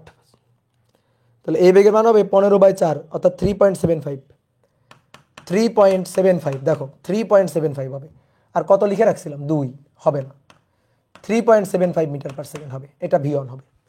দেখি তো ভাই V2 কত হবে? V2 কত হবে? আমি জানি 3.75 প্লাস 3, 3.75 প্লাস 3, এর সাথে 3 যোগ হবে। এবার দেখো, বিশ্বাস না হলে M1 plus M2, M1 plus M2, V2 বের করবো, so M2 minus M1, V2 এর জন্য U2, u2 যেহেতু বসে গেল, বাকি থাকলো u1, যার বেগ তার দ্বিগুণ ভর 2m1। এবার মান m1 প্লাস m2, m1 এর মান 5, m2 এর মান 3, তাহলে m2 এর মান 3 বিয়োগ m1 এর মান 5, u2 এর মান 3 plus m1 plus m2, m1 এর মান 5, m2 এর মান 3, উপরে 2m1, m1 এর মান 5, u1 এর মান দেখি কত, u1 এর মান 6। আসো দেখি এটার হিসাব করি। তাহলে এটার হিসাব করলে পাবো 3 বিয়োগ 5, নিচে 5 7 3 8, তার সাথে গুণ হচ্ছে 3 যোগ উপরে 2 গুণ 5 গুণ 6, নিচে 5 যোগ 3 8, তাহলে এটা 6.75। বলছিলাম না এর সাথে 3 যোগ হবে, দেখো হয়েছে এত মিটার পার সেকেন্ড। বুঝলা কি ক্লিয়ার? এই দেখো v2 বড়, অবশ্যই v2 বড় হবে, কারণ ওখানে আগে u1 বড় ছিল, u1 u2 থেকে বড় ছিল, তাহলে অবশ্যই উল্টে যাবে, v2 v1 থেকে বড় হবে। এটা তো আমরা আগে থেকেই জানি, ডিসিশন তো আগে থেকেই নেওয়া। কি ক্লিয়ার? বুঝতে পারছি? তাহলে v1 এর মান এটা হতে হবে, কিন্তু আমাদের v1 কত দেওয়া ছিল, 2, তাহলে 2 না। v2 এর মান এইটা হইতে হবে, তো আমাদের v2 কত দেওয়া ছিল, v2 দেওয়া ছিল 5, তো 5 হবে না। এই যে এটা হবে না, যে জামান দেওয়া আছে এটা হবে না, এটা হইলে স্থিতিস্থাপক সংঘর্ষ হইতে পারে না। তাহলে স্থিতিস্থাপক সংঘর্ষের জন্য v1 এর মান এত, v2 এর মান এত হইতে হবে স্থিতিস্থাপক সংঘর্ষের জন্য। তা কি হয়েছে? হয়নি। তাহলে দেখো হ্যাঁ, বেগের পার্থক্য 3 আছে না বলো তো? বেগের আগে পার্থক্য কত ছিল? 3, এখনো পার্থক্য কত? 3, এখনো পার্থক্য দেখো এই যে 3.75 6.75 3ই আছে। ইয়েস, বেগের পার্থক্য একই আছে, তার মানে ওই কথা কিন্তু সত্যি ছিল। কিন্তু আমি আন্দাজে দুটো মান দিয়ে বেগের পার্থক্য সমান সমান করে তোমাকে বলবো স্থিতিস্থাপক সংঘর্ষ, তাহলে হবে না। এবার এটা হচ্ছে না কেন? তার কারণ কি জানো? তার কারণ হচ্ছে এই সংঘর্ষে ভরবেগ এবং গতিশক্তি দুটো সংরক্ষণশীল নেই। ভরবেগটাই সংরক্ষণশীল নেই, গতিশক্তি কোত্থেকে সংরক্ষণশীল হবে? ভরবেগটাই সংরক্ষণশীল। ঠিক আছে, 8.25 হবে কেন? 3 4 5 6, 8.75 কেন হবে? 6.75 হবে। হিসাব করো ঠিকঠাক করে। ঠিক আছে, কিন্তু ভাই আমরা তো ম্যাথ করার আগে জানতাম না যে এটা স্থিতিস্থাপক সংঘর্ষ কিনা। ওটাই তো আমাদের যাচাই করতে বলছে যে উক্ত সংঘর্ষটি স্থিতিস্থাপক কিনা। তো উক্ত সংঘর্ষটি স্থিতিস্থাপক কিনা সেটাই তো আমরা যাচাই করলাম, যে স্থিতিস্থাপক হতে হলে v1 এর মান এটা হতে হবে, এই যে এটা হতে হবে। স্থিতিস্থাপক সংঘর্ষ হতে হলে v2 এর মান এটা হইতে হবে। তা কি হয়েছে? হয়নি তো, অন্য মান হয়েছে, সুতরাং সংঘর্ষটা স্থিতিস্থাপক না। দাদা গতিশক্তি সমান না দেখালে, আচ্ছা এবার দেখো এইটা একটা ভাবে দেখানো যায় যে স্থিতিস্থাপক সংঘর্ষ না, যে অতএব স্থিতিস্থাপক সংঘর্ষ নয়, অতএব স্থিতিস্থাপক সংঘর্ষ নয়। এটা একভাবে দেখাতে পারি। এটা দেখানোর আরেকটা ওয়ে আছে, আরেকটা উপায় আছে, এটা সবচেয়ে ভালো উপায়। ঠিক আছে, একেবারে স্থিতিস্থাপক সংঘর্ষ হলে বেগ কত হতে হবে ধরে দেখা দিলাম, যে এই বেগ কি হয়েছে, উত্তর হচ্ছে না, তাহলে স্থিতিস্থাপক সংঘর্ষ না। আরেকটা ভাবে দেখা দিতে পারি, সেটা হচ্ছে একজন বলছে এর সাথে 3 যোগ হলো কেন? 3 যোগ হবে না, বেগের পার্থক্য তো 3 থাকতে হবে। এখানে ছিল 6, এখানে ছিল 3, বেগের পার্থক্য কত? 3। তাহলে এখানে যদি বেগের পার্থক্য, এটা যদি বেগ হয় 3.75, তো তার চেয়ে 3 বেশি হইতে হবে, এই কারণে। এবার আসো শোনো, এবার এইটা আমরা অন্য আরেকটা ভাবে দেখাইতে পারি। কি? গতিশক্তি সংরক্ষণশীল, ভরবেগ সংরক্ষণশীল, এটা পালিত সংরক্ষণশীলতা, এটা পালিত হচ্ছে কিনা সেটা চেক করে দেখাইতে পারি। ঠিক আছে, এটা চেক করে দেখাইতে পারি। উপরে যে তথ্য দেওয়া আছে না, সেই তথ্য মতে আসলে সংঘর্ষই হয় না। উপরে যে তথ্য দেওয়া আছে এই তথ্য মতে আসলে সংঘর্ষই হয় না। কারণ কোনো একমাত্রিক সংঘর্ষে, দুইটা বস্তুর মধ্যে একমাত্রিক সংঘর্ষ হলেই, সংঘর্ষ মাত্রেই তাকে ভরবেগ সংরক্ষণশীল হতে হবে। তাহলে দুটো বস্তুর মধ্যে এরকম আদি বেগ শেষ বেগ সংঘর্ষের আগে পরে সব কিছু দেওয়া আছে, তুমি আগে দেখো তো ভরবেগ সংরক্ষণশীল হয়েছে কিনা, অর্থাৎ তথ্য সঠিক দেওয়া আছে কিনা, তথ্য ঠিকঠাক দেওয়া আছে কিনা, ভরবেগ সংরক্ষণশীল হচ্ছে কিনা সেটা আগে যাচাই করবা। যদি যাচাই করে মিলে যায় তারপরে চেক করবা গতিশক্তি সংরক্ষণশীল কিনা। যদি দেখো গতিশক্তি সংরক্ষণশীল হয়ে মিলে গেছে তাহলে স্থিতিস্থাপক, আর যদি দেখো মেলে নাই তাহলে অস্থিতিস্থাপক। কিন্তু তুমি ভরবেগ সংরক্ষণশীল করার পরেই মেলে নাই, তাহলে আর তোমার গতিশক্তি সংরক্ষণশীল কিনা চেক করার কোনো দরকারই পড়বে না, কারণ ভরবেগ সংরক্ষণশীল এটাই মেলে নাই, তার মানে সংঘর্ষই আসলে ঠিকঠাক হয়নি। সংঘর্ষের যে তথ্য দেওয়া আছে সেটাই ভুল তথ্য দেওয়া আছে। তা আমরা আসলে ভুল তথ্য দিয়ে দিছি। তুমি দেখো দেখো এই যে সংঘর্ষ অন্য কিভাবে দেখাইতে পারি, অন্য কিভাবে দেখাইতে পারি, দুটো শর্ত, ভরবেগের সংরক্ষণশীলতা, গতিশক্তির সংরক্ষণশীলতা দেখাবা। তাহলে সংঘর্ষের আগে পি ইনিশিয়াল, এই যে সামেশন অফ পি ইনিশিয়াল, সংঘর্ষের আগে বস্তু দুইটার ভরবেগ 5 গুণ 6 যোগ যোগ 3 গুণ 3, 3 গুণ 3, তাহলে 5 6 30 আর 3 তেরোকে 9, কত 39, এটা কত 39, এত কেজি মিটার পার সেকেন্ড। এটা সংঘর্ষের আগে বস্তু দুইটার ভরবেগ। যে তথ্য দেওয়া আছে সেই তথ্য মতে সংঘর্ষের পরে বস্তু দুইটার ভরবেগ কত দেখি তো। 5 গুণ 2 10, 5 গুণ 2 10 যোগ 3 গুণ 5, তাহলে 3 গুণ 5, একই দিকে বলে সব প্লাস, তাহলে 5 গুণ 2 10 আর 3 গুণ 5 15, 3 5 15, তাহলে 10 যোগ 15 25, 25 10 যোগ 15 25 কেজি মিটার পার সেকেন্ড। বলো সমান হয়েছে? তার মানে সংঘর্ষই হয় না। এই যে তথ্য দেওয়া আছে এটা ভুয়া তথ্য, ঠিক আছে? স্থিতিস্থাপক তো দূরের কথা, ভুয়া তথ্য দেওয়া আছে, তাহলে সংঘর্ষই ঘটে নাই বলতে গেলে, সংঘর্ষই ঘটেনি। তাহলে যা তথ্য দেওয়া আছে এটা কারো মন গড়া তথ্য, সংঘর্ষই ঘটে নাই। তাহলে যে তথ্যটা দেওয়া আছে সেই তথ্য কারো মন গড়া তথ্য দেওয়া আছে। কি ক্লিয়ার? কথা বুঝছো? এবার তুমি যদি চাও গতিশক্তি সংরক্ষণশীল কিনা দেখাইতে পারো, এটা আর দেখানোর প্রয়োজন পড়ে না। এখানেই যখন বাতিল হয়ে গেছে, এখানেই যখন শর্ত বাতিল হয়ে গেছে, তারপর আর নিচে আগানোর কোনো দরকার পড়ে না। তারপরও যদি তোমার মনে হয় যে তুমি গতিশক্তি সামেশন অফ গতিশক্তি ফাইনাল আর গতিশক্তি ইনিশিয়াল দেখাবা, ইকে ইনিশিয়াল অর্থাৎ হাফ এম, এম এর মান 5, বেগের মান 6 এর স্কোয়ার, তারপরে হাফ এম, এম এর মান 3, বেগের মান 3 তার স্কোয়ার, এটা যোগ করে দেখাবা। তারপরে সামেশন অফ ইকে ফাইনাল, এটা সমান সমান হাফ এম 5 ভি, ভি এর মান 2, 2 square plus half M, M এর মান 3, তারপরে 5 তার স্কোয়ার। ঠিক আছে, এখান থেকে হিসাব করে দেখাবা, দেখো দেখাইতে পারো, দেখবা এই দুইটাও সমান হবে না। বুঝতে পারছো?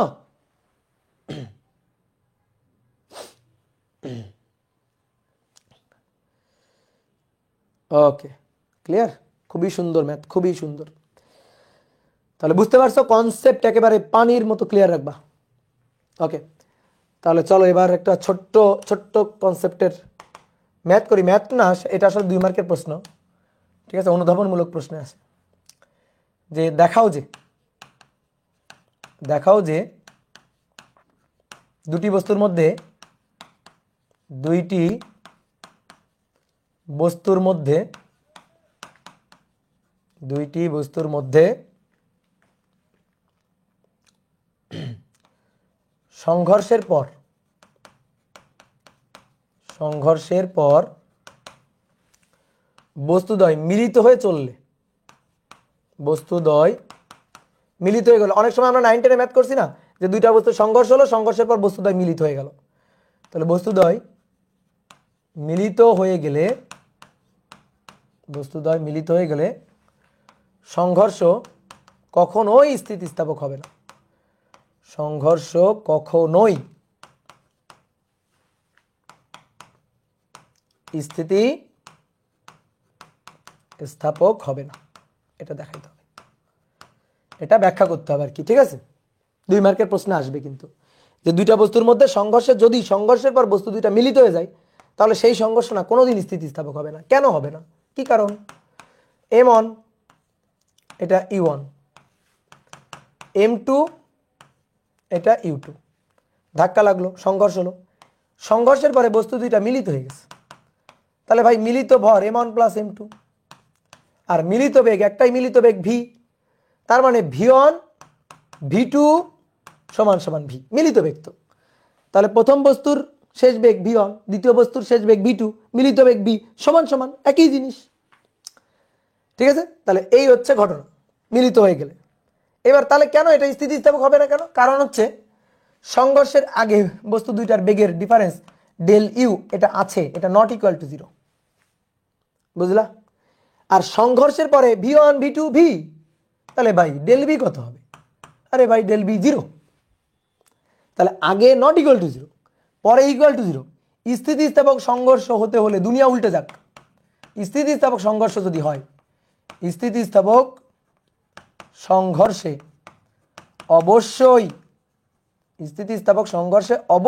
অবশ্যই ডেল ইউ সমান সমান ডেল ভি হতে হবে।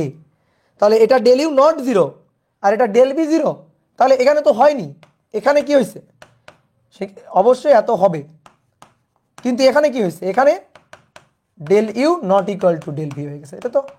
এটা তো হলে হবে না, এটা হয়ে গেছে। তাহলে অতএব সংঘর্ষ স্থিতিস্থাপক হবে না, কখনোই হবে না। তাহলে অতএব কখনোই এই সংঘর্ষ, কখনোই এই সংঘর্ষ স্থিতিস্থাপক হবে না, স্থিতিস্থাপক হবে না। বুঝলা? ক্লিয়ার? অনেকে বলতে পারে ভাই এমনও তো হইতে পারে সংঘর্ষের পরে তাদের বেগের পার্থক্য শূন্য, সংঘর্ষের আগেও শূন্য। হ্যাঁ তাই তো, সংঘর্ষের আগেও তো তাদের বেগের পার্থক্য শূন্য হইতে পারে। আচ্ছা সংঘর্ষের আগে যদি বেগের পার্থক্য শূন্য হয়, সংঘর্ষ হবে কেমনে? সংঘর্ষ কেমনে হবে? সংঘর্ষের আগে তাদের বেগের পার্থক্য শূন্য, দ্যাট মিনস একই বেগ নিয়ে চলতেছে। চিন্তা করো তো, এই বস্তুটা 5 মিটার পার সেকেন্ড বেগ নিয়ে চলতেছে, ঠিক আছে, এই বস্তুটা 5 মিটার পার সেকেন্ড বেগ নিয়ে চলতেছে, এটা ইউ1, এটা ইউ2 চলতেছে। তাহলে বেগের পার্থক্য কত? বেগের পার্থক্য শূন্য। তাহলে যদি একই বেগ নিয়ে একই দিকে চলে, ধাক্কা লাগবে জীবনেও? ধাক্কাই তো লাগবে না, সংঘর্ষই তো হবে না। বুঝতে পারছো? সংঘর্ষই যেখানে হবে না সেখানে আবার সংঘর্ষ স্থিতিস্থাপক কেমনে বলি? কি ক্লিয়ার কথা বুঝছো? এইবার দেখো, কেউ বলতে পারে ভাই ধরেন এইটা কি ইউ1 5 মিটার পার সেকেন্ড বেগে এদিকে যাচ্ছে, আর এই যে বস্তুটা এটা উল্টা এদিকে আসতেছে ইউ2। এইবার দেখেন, এইবার তো বেগের পার্থক্য শূন্য, এবার তো সংঘর্ষ হতে পারে। বলবা? তাহলে তুমি বেগের পার্থক্য নির্ণয় করাই বোঝো নাই। ডেল ইউ ধরো এটা যে বের করবা, তো ডেল ইউ মানে কি? ইউ1 মাইনাস ইউ2, এটাই তো। তাহলে ইউ1 এর মান ধরো, ইউ1 এদিকে সো প্লাস, আর ইউ2 উল্টা দিকে সো মাইনাস। তাহলে ইউ1 এর মান যদি 5 হয় মাইনাস ইউ2 এর মান, যখন হিসাব করব বেগ ভেক্টর রাশি, হিসাবটা একটু ভেক্টর নিয়মে হবে, বুঝছো? তাহলে ইউ2 এর যে মানটা আসবে, সেই ইউ2 এর মানটা এইদিকে মাইনাস, তাহলে -5 মাইনাসে +10 হয়ে যাবে। এই দেখো বেগের পার্থক্য। অথবা কেউ যদি এই দিকটারে প্লাস ধরে আর এই দিকটা তখন হবে মাইনাস, তখন হবে -10, অর্থাৎ ডেল ইউ এর মান +-10 হয়, +10 নয়তো -10, দিকের উপর ভিত্তি করে। ঠিক আছে, দিকের উপর ভিত্তি করে। বা আপেক্ষিক বেগ দেখো, এর সাপেক্ষে এর আপেক্ষিক বেগ 10, এর সাপেক্ষে এর আপেক্ষিক বেগ 10, আর এর সাপেক্ষে এর আপেক্ষিক বেগ 0 ছিল আগে। ওই যে আপেক্ষিক বেগের কথা বলছিলাম, মিলাও দেখো, আপেক্ষিক বেগ এর সাপেক্ষে এর আপেক্ষিক বেগ কত? 10। এটাই তো পার্থক্য, এটাই তো বিয়োগ। তাহলে অনেকে ভাবে কি ভাই দেখেন একই মান, তাহলে এটাও তো শূন্য না, এটা শূন্য না, দিক বিপরীত। সো দিক বিপরীত বলেই তো দেখো বেগের পার্থক্যের একটা মান আছে। ক্লিয়ার? বুঝতে পারছো? তাহলে দুইটা বস্তুর মধ্যে সংঘর্ষে, যদি কখনো সংঘর্ষে বস্তু দুইটা মিলিত হয়ে থাকে, তাহলে সেই সংঘর্ষ কখনোই স্থিতিস্থাপক সংঘর্ষ হবে না। তাহলে আর একটা জিনিস একটু দেখাও। এবার বলছে দেখাও যে সমান ভরের দুটো বস্তুর মধ্যে, সমান ভরের দুটো বস্তুর মধ্যে স্থিতিস্থাপক সংঘর্ষ হলে, স্থিতিস্থাপক সংঘর্ষ হলে সংঘর্ষের পর বস্তুদ্বয় বেগ বিনিময় করবে। সংঘর্ষের পর বস্তুদ্বয় বেগ বিনিময় করবে। বেগ বিনিময় করবে মানে কি? ব্যাপারটা মানে কি? বেগ বিনিময় করার মানে কি? ধরো এটা m1, এ তো চলতেছে u1 বেগে, এটা m2, এ চলতেছে u2 বেগে। এটা সংঘর্ষের আগে, এবার সংঘর্ষের পরে। তাহলে m1 এ চলবে v1 বেগে, m2 এ চলবে v2 বেগে। তাহলে সংঘর্ষের পরে তারা বেগ বিনিময় করবে। দ্যাট মিনস প্রথম বস্তুর শেষ বেগ হবে দ্বিতীয় বস্তুর আদি বেগ, আর দ্বিতীয় বস্তুর শেষ বেগ হবে প্রথম বস্তুর আদি বেগ। বেগ অল্টারনেট করে নেবে, বেগ জাস্ট চেঞ্জ করে নেবে, বেগ বিনিময় করে নেবে। তার মানে দেখো ব্যাপারটা কেমন দাঁড়াচ্ছে। এই v1টা হবে v1 প্রথম বস্তুর শেষ বেগ, তাহলে এটা হবে দ্বিতীয় বস্তুর আদিবেগ, এই যে এটা, ঠিক আছে। আর দ্বিতীয় বস্তুর শেষ বেগ দ্যাট ইজ v2, সেটা হবে প্রথম বস্তুর আদিবেগ অর্থাৎ u1 এর সমান, অর্থাৎ এইটা হবে এইটা। কথা বুঝছো? এইটা হবে এইটা, অর্থাৎ v1 হবে u2, তাহলে বেগ বিনিময়, আর v2 হবে u1 বেগ বিনিময়। এর বেগ ওর ঘাড়ে গেল, এর বেগ ওর ঘাড়ে গেল। এখন এই কথা বিশ্বাস করি না, প্রমাণ ছাড়া কিছুই বিশ্বাস করি না। তাহলে আমরা কি সূত্র জানি? v1 ইকুয়াল টু, সূত্রটা লিখিত দেখি, m1 মাইনাস m2, দাগ দিয়ে m1 minus plus m1 plus m2। এবার v1 বের করছি, সো উপরে m1 মাইনাস m2, v1 এর জন্য u1 বসে গেল, বাকি থাকলো u2 যার বেগ তার দ্বিগুণ ভর। ওকে, আর v2 এর জন্য একটু লিখে নিই আগে। v2 এর জন্য এরকম একটা দাগ দিব, m1 প্লাস m2, এখানেও m1 প্লাস m2, তাহলে উপরে m2 v2 যেহেতু m2 মাইনাস m1, v2 এর জন্য u2, আর এখানে কি হবে u2 বসে গেছে, তাহলে বাকি থাকলো কি u1 বসলো, তাহলে যার বেগ তার দ্বিগুণ ভর 2m1। ক্লিয়ার? এইবার আসো, কি বলছে? সমান ভরের দুটো বস্তু, অর্থাৎ m1 m2 এদের মান সমান, m1 সমান m2 সমান সমান m। এই জিনিসটা এই সমীকরণ দুটোতে ইনপুট দিয়ে দিই, ঠিক আছে? সমীকরণ দুটোতে ইনপুট দিয়ে দিই। ভাই যদি ইনপুট দেওয়া হয়, দেখো m1 এর মানও m, m2 এর মানও m, তো m মাইনাস m তো 0, আর নিচে কি হবে? নিচে হবে 2m, তো 2m আর হওয়ার দরকার নেই, এটা 0 হয়ে গেছে। এখানে কি হবে? এখানে নিচে হবে 2m, উপর হবে 2m টু m আর u2, তাহলে 2m কাটাকাটি, দেখো এটা 0 পড়ে থাকলো কি u2, তাহলে অতএব v1 হলো u2, এই যে বেগ বিনিময়, দেখো বেগ বিনিময় হয়ে গেল। কত সহজ না, কত মজার জিনিস না বেগ বিনিময়। আচ্ছা এখানে আসো, এখানে m2m minus m2m minus m1 m, কারণ সেম ভর, ডিভাইডেড বাই নিচে 2m u2 plus m1 plus m2 m plus m 2m u1, তাহলে এইটা আর এটা কাটাকাটি গেল, আর এটা হয়ে গেল 0। তাহলে দেখো এই যে v2 ইকুয়াল টু কি হলো? u1, এই যে বেগ বিনিময়, ঠিক আছে? বুঝলা? ওকে গুড, ঠিক আছে। ধরো দুই বন্ধু শার্ট পরে যাচ্ছিলা, ধাক্কা লাগছে, ধাক্কার পরে শার্ট দুইটা অল্টারনেট হয়ে গেছে, চেঞ্জ করে নিছো। কথা বুঝছো? একজনের শার্ট আরেকজন পরে নিছো, মানে বিনিময় করে নেওয়ার মতো, বেগ বিনিময় হয়ে গেছে। ওকে চেঞ্জ। তাহলে আসো দেখি আরেকটা সুন্দর ম্যাথ করি। 3 কেজি ও 3 কেজি ভরের দুটো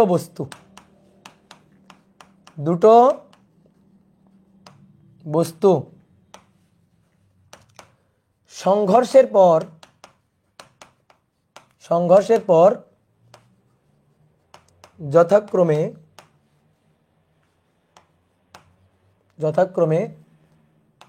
4 মিটার পার সেকেন্ড ও 5 মিটার পার সেকেন্ড বেগে বিপরীত দিকে চলে। 5 মিটার পার সেকেন্ড বেগে বিপরীত দিকে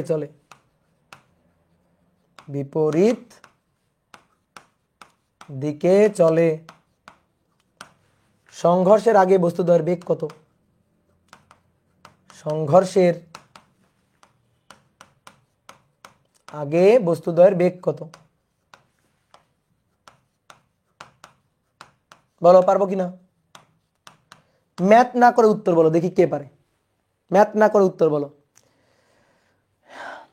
4 আর 5 আর 4 হয়নি, 5 আর 4 হয়নি, 5 আর 4 হয়নি। সংঘর্ষের পর তাদের বেগ কত? যারা 5 আর 4 বলছো হয়নি,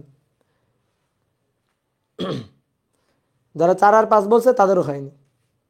হ্যাঁ এই যে একজনের হয়েছে, এই যে 5 আর -4, হ্যাঁ একটা মাইনাস দিতে হবে, যে কোনো একটার আগে মাইনাস দিতে হবে। তাহলে অ্যান্সার হবে হচ্ছে একটা মাইনাস আর একটা প্লাস, মাইনাস দিতে হবে মুখোমুখি। এখানে দেখো আমি তোমাকে মাইনাস সহ বের করে দিচ্ছি, আসো। তাহলে দুটো বস্তুর মধ্যে সংঘর্ষ হচ্ছে, একটু আগে যে কনসেপ্ট পড়লাম সেটাই তো। দুইটা বস্তু কি 3 কেজি না, দুটোর ভর সেম না?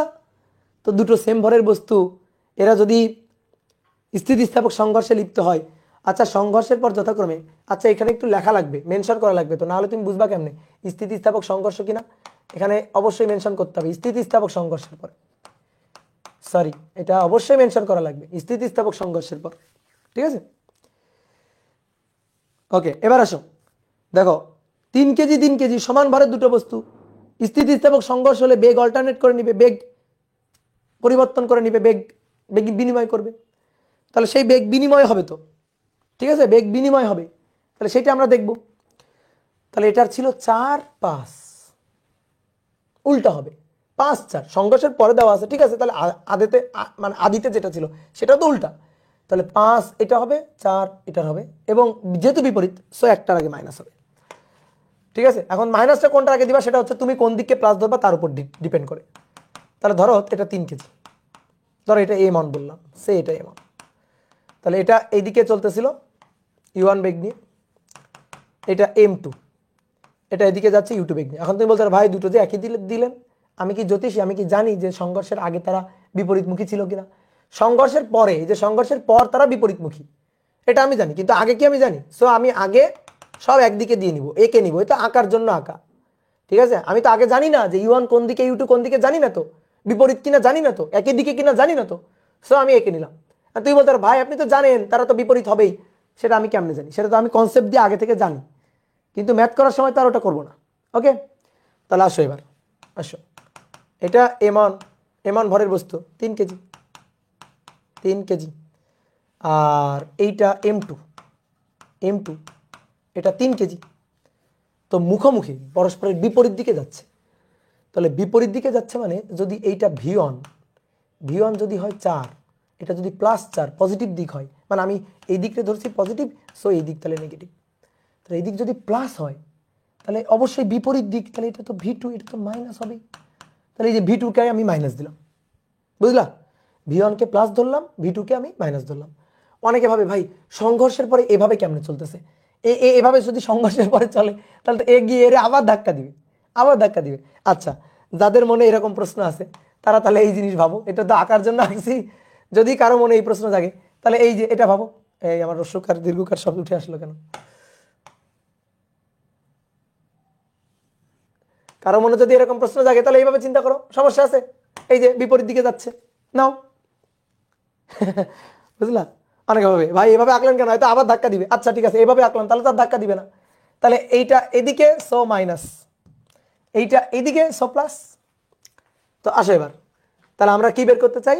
বেগ বের করতে চাই। কি V1 V2 বের করতে চাই না? ওটা দেওয়া আছে, আমি U1 U2 বের করতে চাই। যে সমস্যায় পড়ো না কেন সূত্র লিখে ফেলবা, দেখবা ম্যাথ শেষ। তাহলে V1 সমান সমান নিচে M1 - M2, sorry plus M1 plus M2, এখানে M1 - M2 U1, আর এখানে কি হবে? U1 যেহেতু বসে গেছে তাহলে এটা U2, যার বেগ তার দ্বিগুণ ভর 2M2। তাহলে সমান ভরের বস্তু 3 কেজি, তাহলে 3 - 3 নিচে 3 + 3, এটা U1 এর মান আমি জানি না কত, আচ্ছা ঠিক আছে, কিন্তু V1 এর মান আমি জানি, কত? V1 4 +4, তারপরে এখানে M1 + M2 অর্থাৎ 3 + 3, উপরে 2 × 3, 3 × 6, 6 কাটাকাটি, U2 এর মান, এই যে এটা U2, এই U2 এর মানটাই তো আমাদের বের করতে হবে। তো এটা তো 0, এই পার্টটা তো 0, এটা তো 0, তাহলে এটা বাদ, এটা 0, তাহলে আমাদের U2 সমান এটা কাটাকাটি, তাহলে অতএব U2 সমান দেখো +4, U2 আসছে +4 এত মিটার পার সেকেন্ড। ঠিক একইভাবে V2 M1 + M2 plus M1 + M2 উপরে M2 - M1, ওকে, যেহেতু V2 সো U1 বসে যাবে তার দ্বিগুণ ভর। তাহলে V2 এর মান গিভেন, V2 এর মানটা কত? V2 এর মান এই যে -5, 3 - 3 0, 3 + 3 তার সাথে U2 যাই হবে এটা 0, আর এখানে 3 + 3 6, উপরে 2 × 3 6, আর তার সাথে U1 এর মানটা আমরা বের করতে চাই, তাহলে অতএব দেখো U1 এর মান হবে -5 এত মিটার পার সেকেন্ড। বেগ বিনিময় করে নিবে, তো বেগ বিনিময় করে নিবে মানে এই যে ভি2টা হবে, একটু আগেই তো আমি তোমাকে প্রমাণ করে দিলাম, দেখো ভি2টা হবে ইউ1, দেখো তাই হয়েছে, এই যে ভি2টাই হয়েছে ইউ1, এই যে ইউ1 এটা এটা, ঠিক আছে, ভি2টাই হয়েছে ইউ1, আর ভি1টা হবে ইউ2, তাহলে ভি1টা ইউ2 হয়েছে, দেখো ভি1টা যা ইউ2 তাই হয়েছে। মানে এটা একটা ম্যাথ করে দেখালাম, আগে থিওরির আলোচনা করে দেখাইছি, কনসেপ্ট বুঝাইছি তোমাকে, এবার একটা ম্যাথ করে হাতে নাতে প্রমাণ করে দেখালাম, ঠিক আছে, কি বুঝতে পারছো? তাহলে অ্যান্সার হচ্ছে যেহেতু আগে এটার কথা বলবো, -5 এত মিটার পার সেকেন্ড ও 4 মিটার পার সেকেন্ড, ঠিক আছে, ঠিক আছে, ওকে। তাহলে এইবার তোমরা আমার এই ম্যাথটা করে দিবা, আগের ম্যাথটাই সেম, আগের ম্যাথটা শুধু সামান্য একটু চেঞ্জ করবো আমি। কি চেঞ্জ করব? 3 কেজি ও 2 কেজি, 3 কেজি ও 3 কেজি দিচ্ছিলাম না, 3 কেজি ও 3 কেজি দিছিলাম না, 3 কেজি ও 2 কেজি দিব। 3 কেজি ও 2 কেজি ভরের দুটি বস্তু, স্থিতিস্থাপক সংঘর্ষের পরে, স্থিতিস্থাপক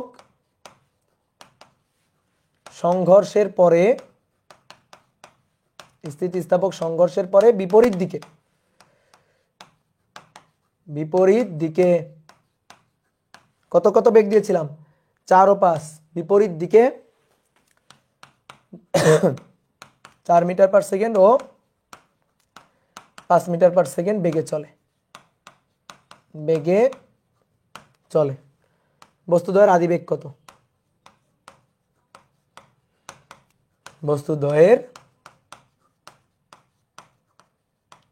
আদিবেগ কত? এই যে, তাহলে এবার বলো, এবার তুমি মুখে মুখে অ্যান্সার দিতে পারবা না? মুখে মুখে অ্যান্সার দিতে পারবা না। তাহলে এবার আসো হিসাব নিকাশ করি। তাহলে এমন ধরি 3 কেজি, তাহলে সে চলতেছে ইউ1 বেগ নিয়ে, আমি জানি না কোন দিকে। তারপরে M2, এটা 2 কেজি, এটা চলতেছে ইউ2 বেগ নিয়ে, জানি না কোন দিকে, তাহলে আপাতত ধরে লিখে নিলাম, এটা সংঘর্ষের আগে। এবার সংঘর্ষের পরে মুখোমুখি চলতেছে, আচ্ছা মানে বিপরীত দিকে চলতেছে।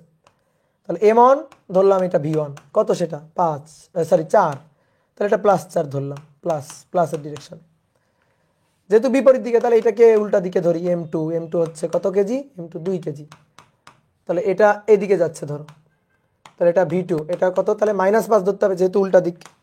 আমি তাহলে কি করলাম, এই দিকগুলোরে পজিটিভ ধরলাম, এই দিকগুলো আমার নেগেটিভ, তাহলে এই V2টা হবে -5 মিটার পার সেকেন্ড, বুঝতে পারছো? -5 মিটার পার সেকেন্ড। ওকে, তাহলে আসো হিসাব নিকাশ শুরু করি। তাহলে আমাদের V1 দেওয়া আছে, V2 দেওয়া আছে, M1 দেওয়া আছে, M2 দেওয়া আছে, U1 U2 বের করতে হবে। আগে কত সুন্দর করে বের হয়ে গেছিল, কারণ কিছু পার্ট 0 হয়ে গেছিল, এই যে কিছু পার্ট, এই পার্টটা 0 হয়ে গেছিল, এই পার্টটা 0 হয়ে গেছিল। এবার তো এই দুইটা পার্ট 0 হচ্ছে না, এবার তো এই দুইটা পার্ট 0 হওয়ার কোনো সম্ভাবনা নেই। তাহলে এইবার কি করি? এবার তো মুশকিলে পড়ে গেলাম, বলো মুশকিলে পড়ে গেলাম কিনা? এবার তাহলে কি করা যায়, দেখি কি করা যায়। যে বিপদে পড়ো না কেন সূত্র লিখে ফেলবা, সূত্র লিখে ফেললে বিপদ থেকে মুক্ত। তাহলে আসো V1 M1 plus M2, M1 plus M2, ওকে, M1 মাইনাস M2, যেহেতু V1 সেহেতু U1, তাহলে 2 M2 U2, বুঝছো তো? তাহলে V1 এর মানটা আমরা জানি, V1 এর মানটা ওই যে +4, M1 প্লাস M2, 3 যোগ 2, 3 বিয়োগ 2, U1 এর মান জানি না, বের করতে চাই। M1 প্লাস M2, 3 যোগ 2, 2M2, তাহলে 2 × 2, U2 এর মান জানি না, বের করতে চাই। তাহলে এই সমীকরণে আননোন কোয়ান্টিটি কয়টা? দুইটা, U1 আর U2, দুইটা আননোন কোয়ান্টিটি, ওকে। তাহলে 3 বিয়োগ 1, 3 বিয়োগ 2 1, তাহলে আমি একটু সাজায় লিখতেছি একবারে, হ্যাঁ, 1 ভাগ নিচে 3 2 2, 3 যোগ 2 5, U1 প্লাস এটাকে লিখবো 2 দুগুণে 4 আর নিচে 3 আর 2 5, U2 সমান সমান 4। আমি কি করলাম জানো, একবারে সাজায় লিখলাম, এটা 1 নং সমীকরণ, এটা 1 নং সমীকরণ, এটা 1 নং সমীকরণ, ওকে ডান। এবার আসো নেক্সট এখানে, এবার আসো V2, V2 M1 plus M2, M1 plus M2। তাহলে V2 এর জন্য M2 মাইনাস M1, V2 এর জন্য U2, নিচে 2 M1 U1। তাহলে V2 এর মান কত ভাইয়া? V2 এর মান -5, M1 প্লাস M2 3 যোগ 2, M2 2 বিয়োগ M1 3 U2 plus M1 plus M2 3 যোগ 2 2, M1 এর মান 3, U1 এর মান, এটাই তো বের করতে চাই। এবার একটু সাজাবো, দেখো সাজাবো, এই পার্টটাকে আগে লিখবো, ঠিক আছে? এই পার্টটাকে আগে লিখবো, 3 দুগুণে 6, 3 যোগ 2 5 U1। এবার দেখো এটা -2 বিয়োগ 3 -1/5 U2, এটা ইকুয়াল টু -5। সমীকরণ নম্বর 2। আননোন কোয়ান্টিটি দুটো, ইকুয়েশন পাইলাম কত? 2টা। কে সলভ করবে? তুমি? খবরদার না, ক্যালকুলেটর সলভ করবে। সলভ করবে কে? ক্যালকুলেটর। আসো ক্যালকুলেটর। তাহলে ইকুয়েশনে যাব, গিয়ে আননোন কোয়ান্টিটি দুটো, একে যাব, তাহলে 1/5 বসাবো, 4/5 বসাবো, 4 বসাবো, তারপরে 6/5 বসাবো, -1/, এই যে মাইনাস বসাবো কিন্তু, -1/5 বসাবো, দেন -5 বসাবো।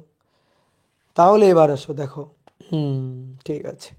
তাহলে অতএব সলভ করে পাই, কি সলভ করে পাই? দুটো ইকুয়েশন সলভ করে পাই, 1 ও 2 থেকে পাই, সলভ করে পাই U1 এর মান,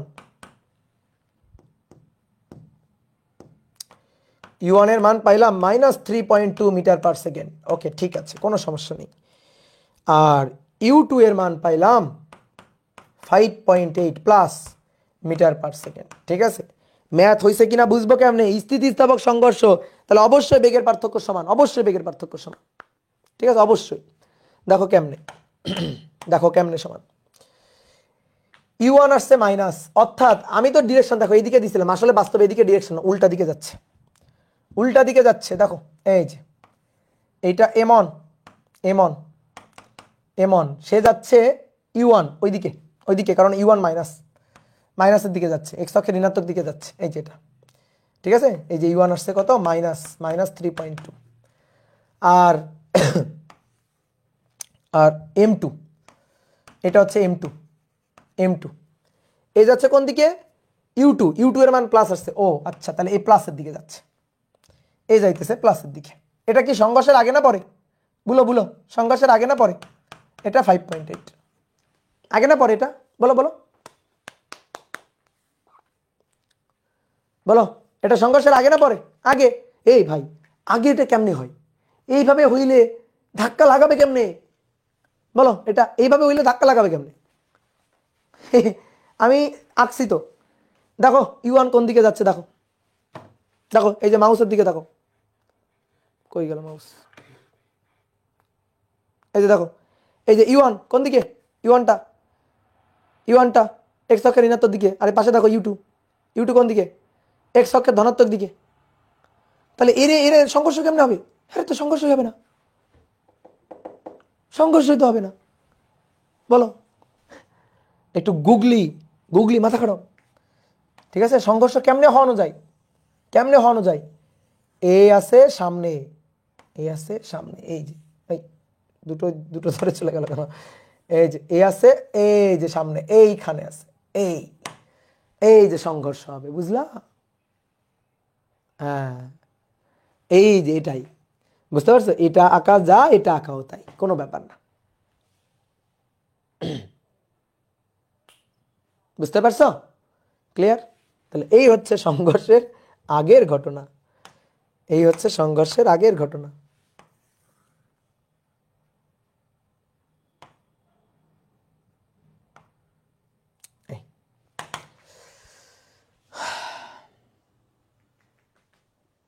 কি বুঝতে পেরেছ? বলো, বুঝতে পারছো কিনা? ঘর্ষণ কখন পড়াবেন? এই তো 2টো ক্লাস পরে ঘর্ষণ পড়াবো। তাহলে তোমাদের একটা ম্যাথ করতে দিই নাকি? বলো, তাহলে তোমরা একটা ম্যাথ করো, নাও এটা কত নম্বর? 5 নম্বর। এটা 6 নম্বর হবে, 6 নম্বর। m ভরের একটি বস্তু, m ভরের একটি বস্তু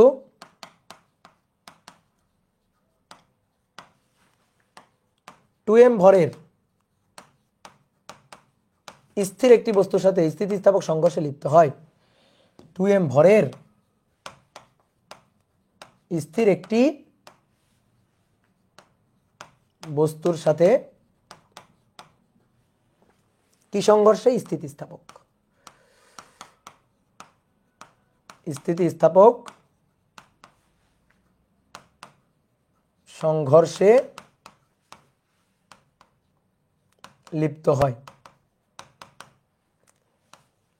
দেখাও যে বস্তুটি, দেখাও যে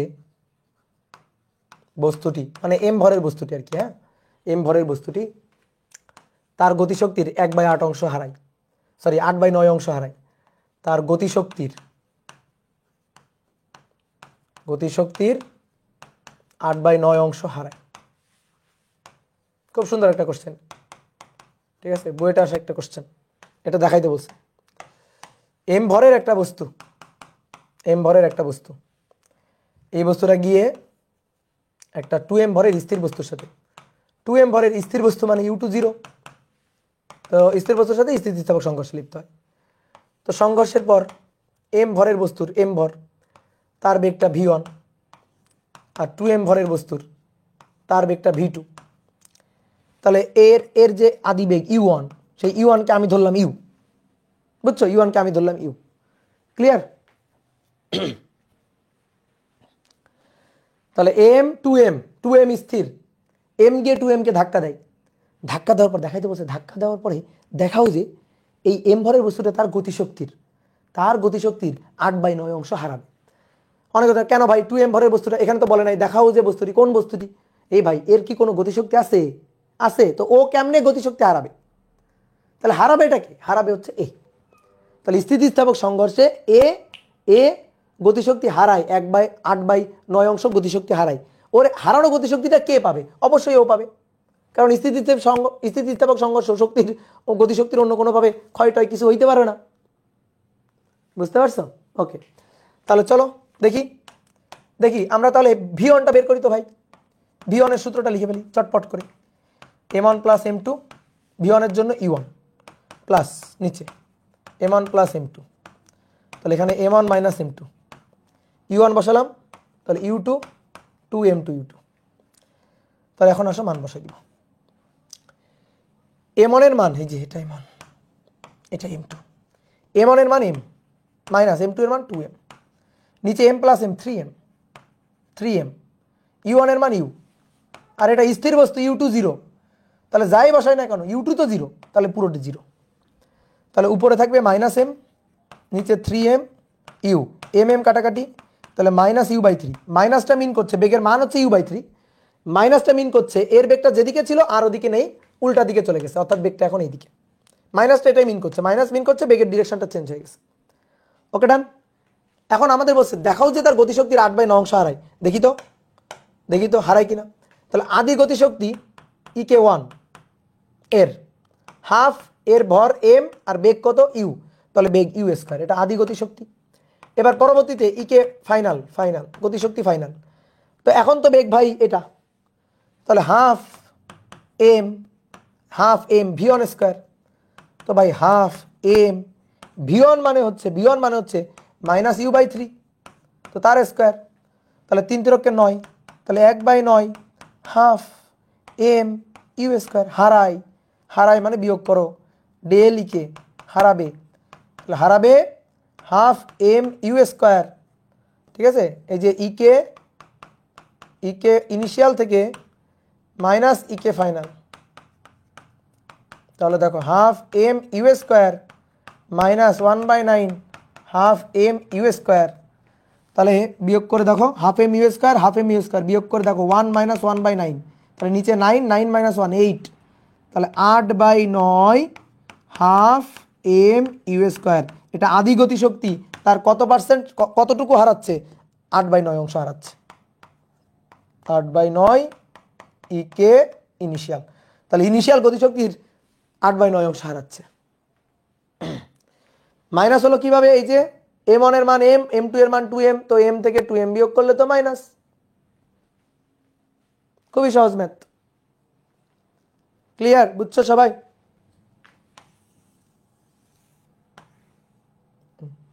খুবই সহজ। ওকে, ডান। তাহলে এবার তোমাদের টেস্ট। এবার একটা শেষ ম্যাথ, এটা তোমাদের টেস্ট। 7 নম্বর বলা হচ্ছে 4 কেজি ভরের কোনো বস্তু 5 মিটার পার সেকেন্ড বেগে সরল রৈখিক পথে চলে। সরল রৈখিক পথে চলে একই দিকে চলতে থাকা, একই দিকে 4 মিটার পার সেকেন্ড বেগে, একই দিকে 4 মিটার পার সেকেন্ড বেগে চলতে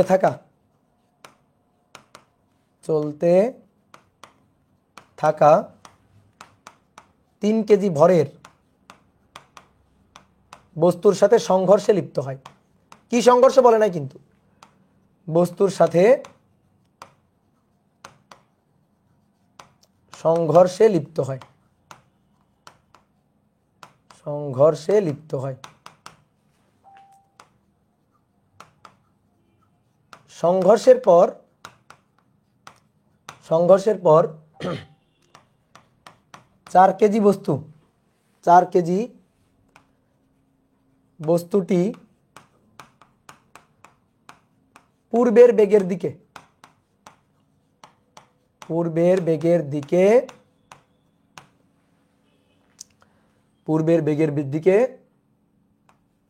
2 মিটার পার সেকেন্ড বেগে চলতে থাকে। এটা হচ্ছে উদ্দীপক। কোশ্চেন নম্বর 1, সংঘর্ষের পর অপর বস্তু কত বেগে কোন দিকে চলবে? সংঘর্ষের পর অপর বস্তু কত বেগে কোন দিকে চলবে? আর 2 নম্বর, সংঘর্ষটা কি স্থিতিস্থাপক? সংঘর্ষটি কি স্থিতিস্থাপক? আর 3 নম্বর, যদি স্থিতিস্থাপক না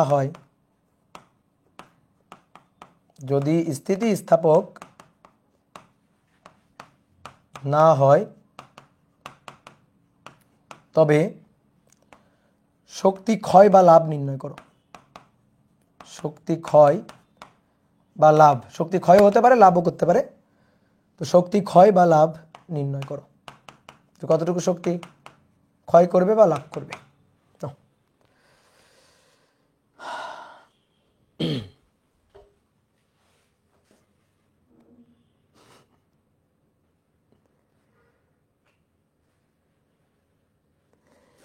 এটাই শেষ, নাও এটাই শেষ। এই কান্নাকাটি করিও না, ছোট মানুষ খালি কান্নাকাটি করে। একটু বেশি পড়লে কি হয়? হ্যাঁ, একটু বেশি পড়াশোনা করলে কি হয় বলো? 4 কেজি ভরের বস্তু 5 মিটার পার সেকেন্ড বেগে সরল রৈখিক পথে চলে। আসো আঁকি তো। এই যে 4 কেজিকে আমি বললাম m1, 4 কেজি। তো 4 কেজি ভরের বস্তুটা সরল রৈখিক পথে চলতেছে 5 মিটার পার সেকেন্ড বেগে। তাহলে u1 5, সরল রৈখিক পথে একই দিকে চলতে থাকা, তার মানে একই দিকে। আচ্ছা ঠিক আছে, একই দিকে চলতে থাকা 4 মিটার পার সেকেন্ড বেগে চলতে থাকা, তাহলে এটা u2 একই দিকে যেহেতু, তাহলে +4। 3 কেজি ভরে একটি বস্তুর সাথে সংঘর্ষে লিপ্ত হয়, তাহলে m2 3 কেজি সংঘর্ষে লিপ্ত হয়, হলো সংঘর্ষে লিপ্ত হলো। এবার সংঘর্ষের পরে 4 কেজি বস্তুটি পূর্বের বেগের দিকে, মানে পূর্বে যেদিকে যাচ্ছিল ওই একই দিকে 2 মিটার পার সেকেন্ড বেগে চলে। ভালো কথা। তাহলে 4 কেজি অর্থাৎ m1 পূর্বের দিকে, একই দিকে যেদিকে যাচ্ছিল ওই দিকেই। v1 কত বেগে চলে? কত বেগে চলে 2 মিটার পার সেকেন্ড বেগে, 2 মিটার পার সেকেন্ড বেগে চলে। তাহলে অপরটা আমি জানি না, m2 জানি না, কত বেগে কোন দিকে যাবে আমি জানি না। তো ভাই একদিকে আঁকলেন যে, আরে জানি না তো ভাই কোন দিকে আমি জানি না, তো আঁকলাম আর কি, কোনো মতে আঁকলাম। যদি এদিকে না হয়, পজিটিভ দিকে না হয়, তাহলে নেগেটিভ দিকে হবে, তার মানে উল্টা দিকে হবে, সেটা আমার মান এসে বুঝে দিবে। তাহলে এইদিকে আমরা প্লাস ধরলাম, এইদিকে তাহলে মাইনাস ধরলাম বেগটার। ওকে, তো চলো শুরু করি চলো। প্রথমটা খুবই সহজ কোশ্চেন, সংঘর্ষের পর অপর বস্তু কত বেগে কোন দিকে চলবে। তার মানে ভাই ভি2 বের করতে বলছে, তো ভর বেগের সংরক্ষণশীলতা। ভি2 দেওয়া নেই, দেওয়া থাকলে তো ডাইরেক্ট যাচাই করতে বলতো সংঘর্ষ স্থিতিস্থাপক কিনা, ডাইরেক্ট যাচাই করো।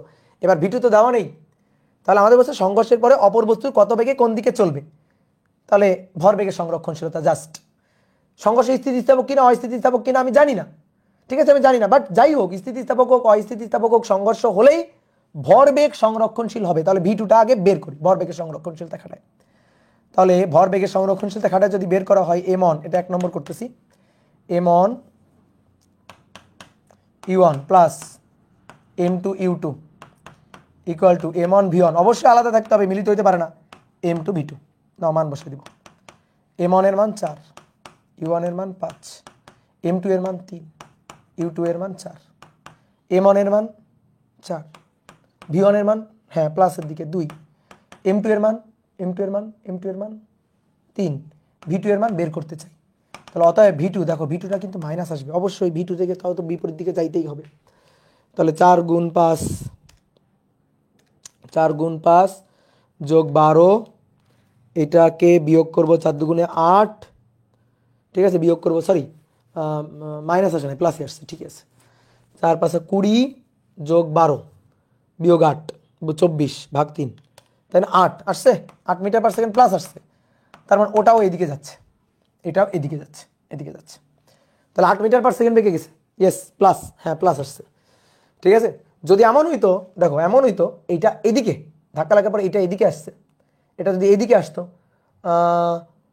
তাও হইতো না, এটা এদিকে আসলে ওটা ওইদিকে যাইতো, ঠিক আছে। এটা আসলে হিসাব করে বলতে হবে, এটা আসলে হিসাব করে বলতে হবে।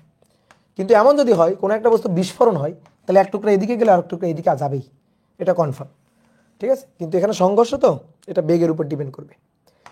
আচ্ছা, তাহলে ভি2টা বের হলো, ভি2টা প্লাস, তার মানে এই দিকেই যাচ্ছে, প্লাসের দিকেই যাচ্ছে।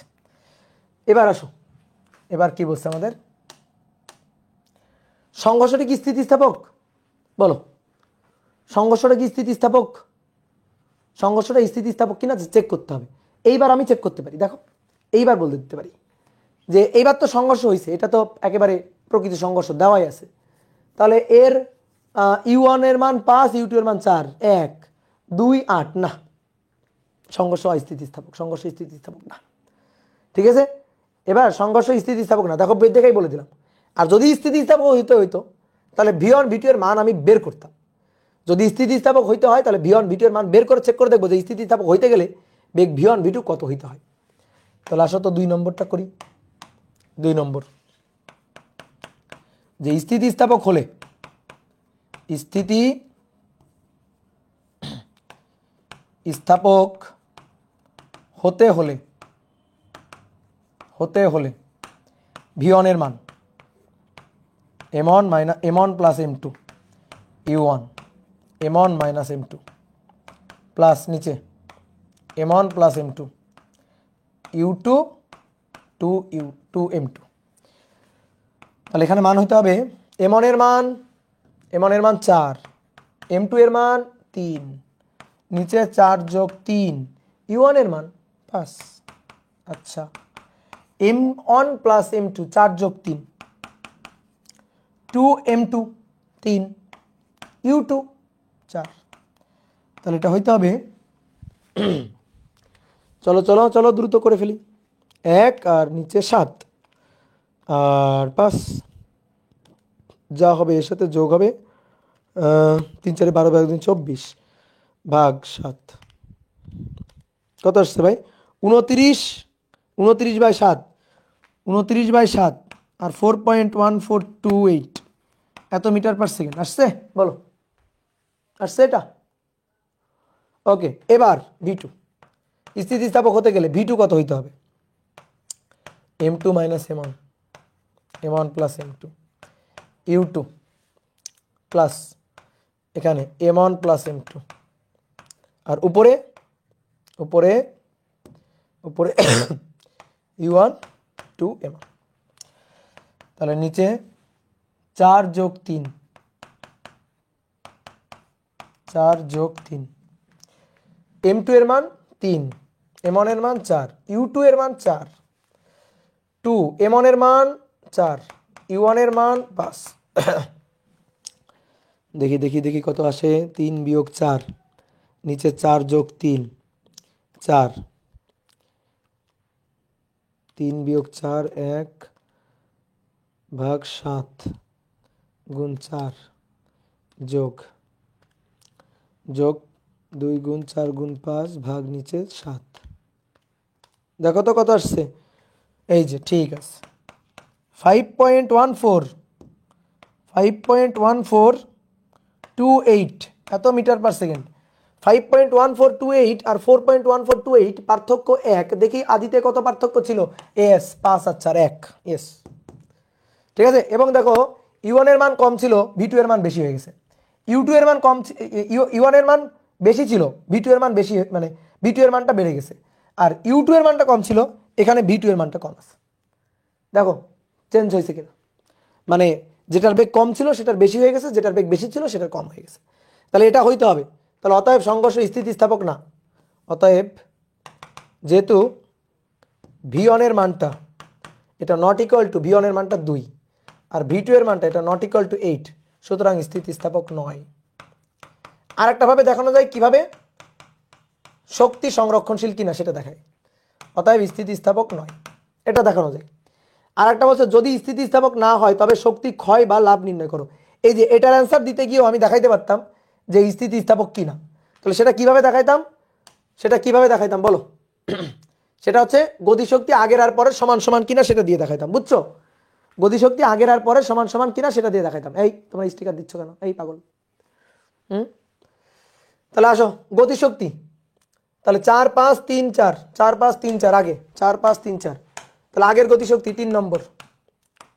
তাহলে আগের গতিশক্তি ই ইনিশিয়াল, তাহলে E initial half M1 U1 square half M2 U2 square. তাহলে মান বসাই, আসো হাফ M1 এর মান 4 5, 4 5 বর্গ প্লাস হাফ M2 এর মান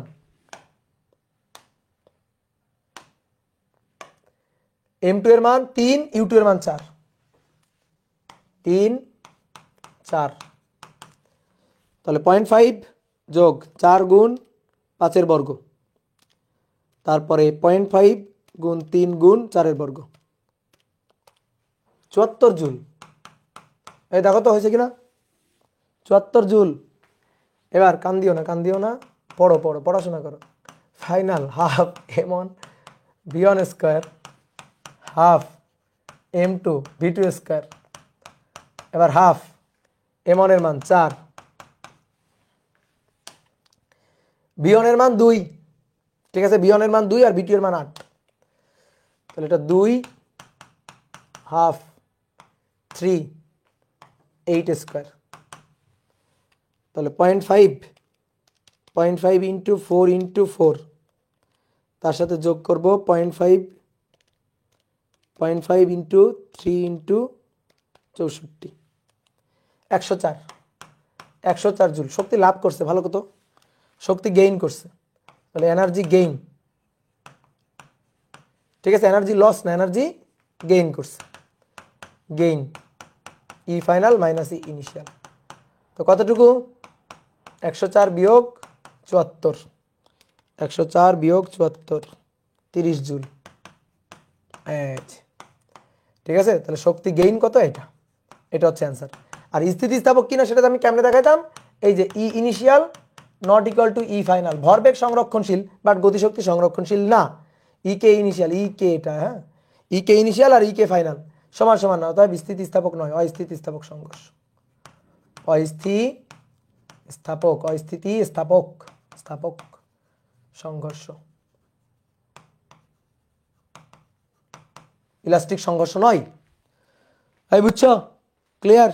যাও, তোমাদের আর পড়াবোই না। তোমরা পড়তে চাও না, তোমাদের আর পড়াবোই না। পরের দিন থেকে আর ক্লাসই নিব না তোমাদের। না না, আর পড়াবোই না তোমাদের, আর পড়াবো না। পরের দিন থেকে আর ক্লাসই নিব না আমি, আর আসবোই না তোমাদের গ্রুপে, আর আসবোই না, লাইভেই আসবো না। সব আমি ইঞ্জিনিয়ারিং ব্যাচকে পড়াবো, ইঞ্জিনিয়ারিং ব্যাচকে পড়াবো, ভার্সিটি ব্যাচকে পড়াবো, 24-এর ব্যাচকে পড়াবো। তোমাদের আর আসবোই না পড়াইতে, তোমরা পড়তে চাও না, কিছু না। যাও।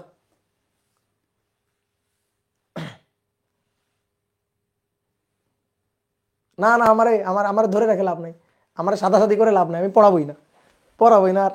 হ্যাঁ, যতই এখন বলো, আমি পড়াবোই না আর, আর একটুও পড়াবো না, আর একটুও পড়াবো না। এখন এখন কোনোভাবে এত এত খোসামত তোষামত কোনো কিছু করে লাভ হবে না, এখন আর পড়াবোই না, মোটেই পড়াবো না এখন।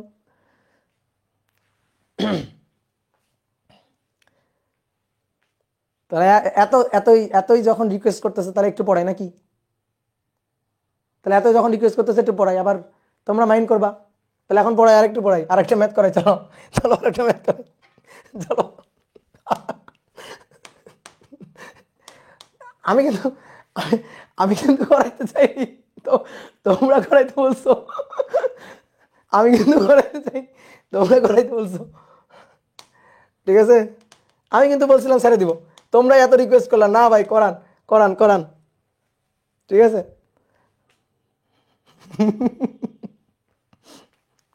আচ্ছা, না ছুটি ছুটি, যাও, অনেকক্ষণ পড়ছো, এখন ছুটি, যাও এখন ছুটি, গরম গরম রুটি, যাও। তাহলে সংঘর্ষ টপিক শেষ, সংঘর্ষ টপিক শেষ। নেক্সট দিন আমরা দ্বিমাত্রিক ভরবেগের সংরক্ষণশীলতা দেখব, দ্বিমাত্রিক দ্বিমাত্রিক ক্ষেত্রটা নিয়ে আলোচনা করব, বুঝছো? তো চলো, টাটা, গুড নাইট।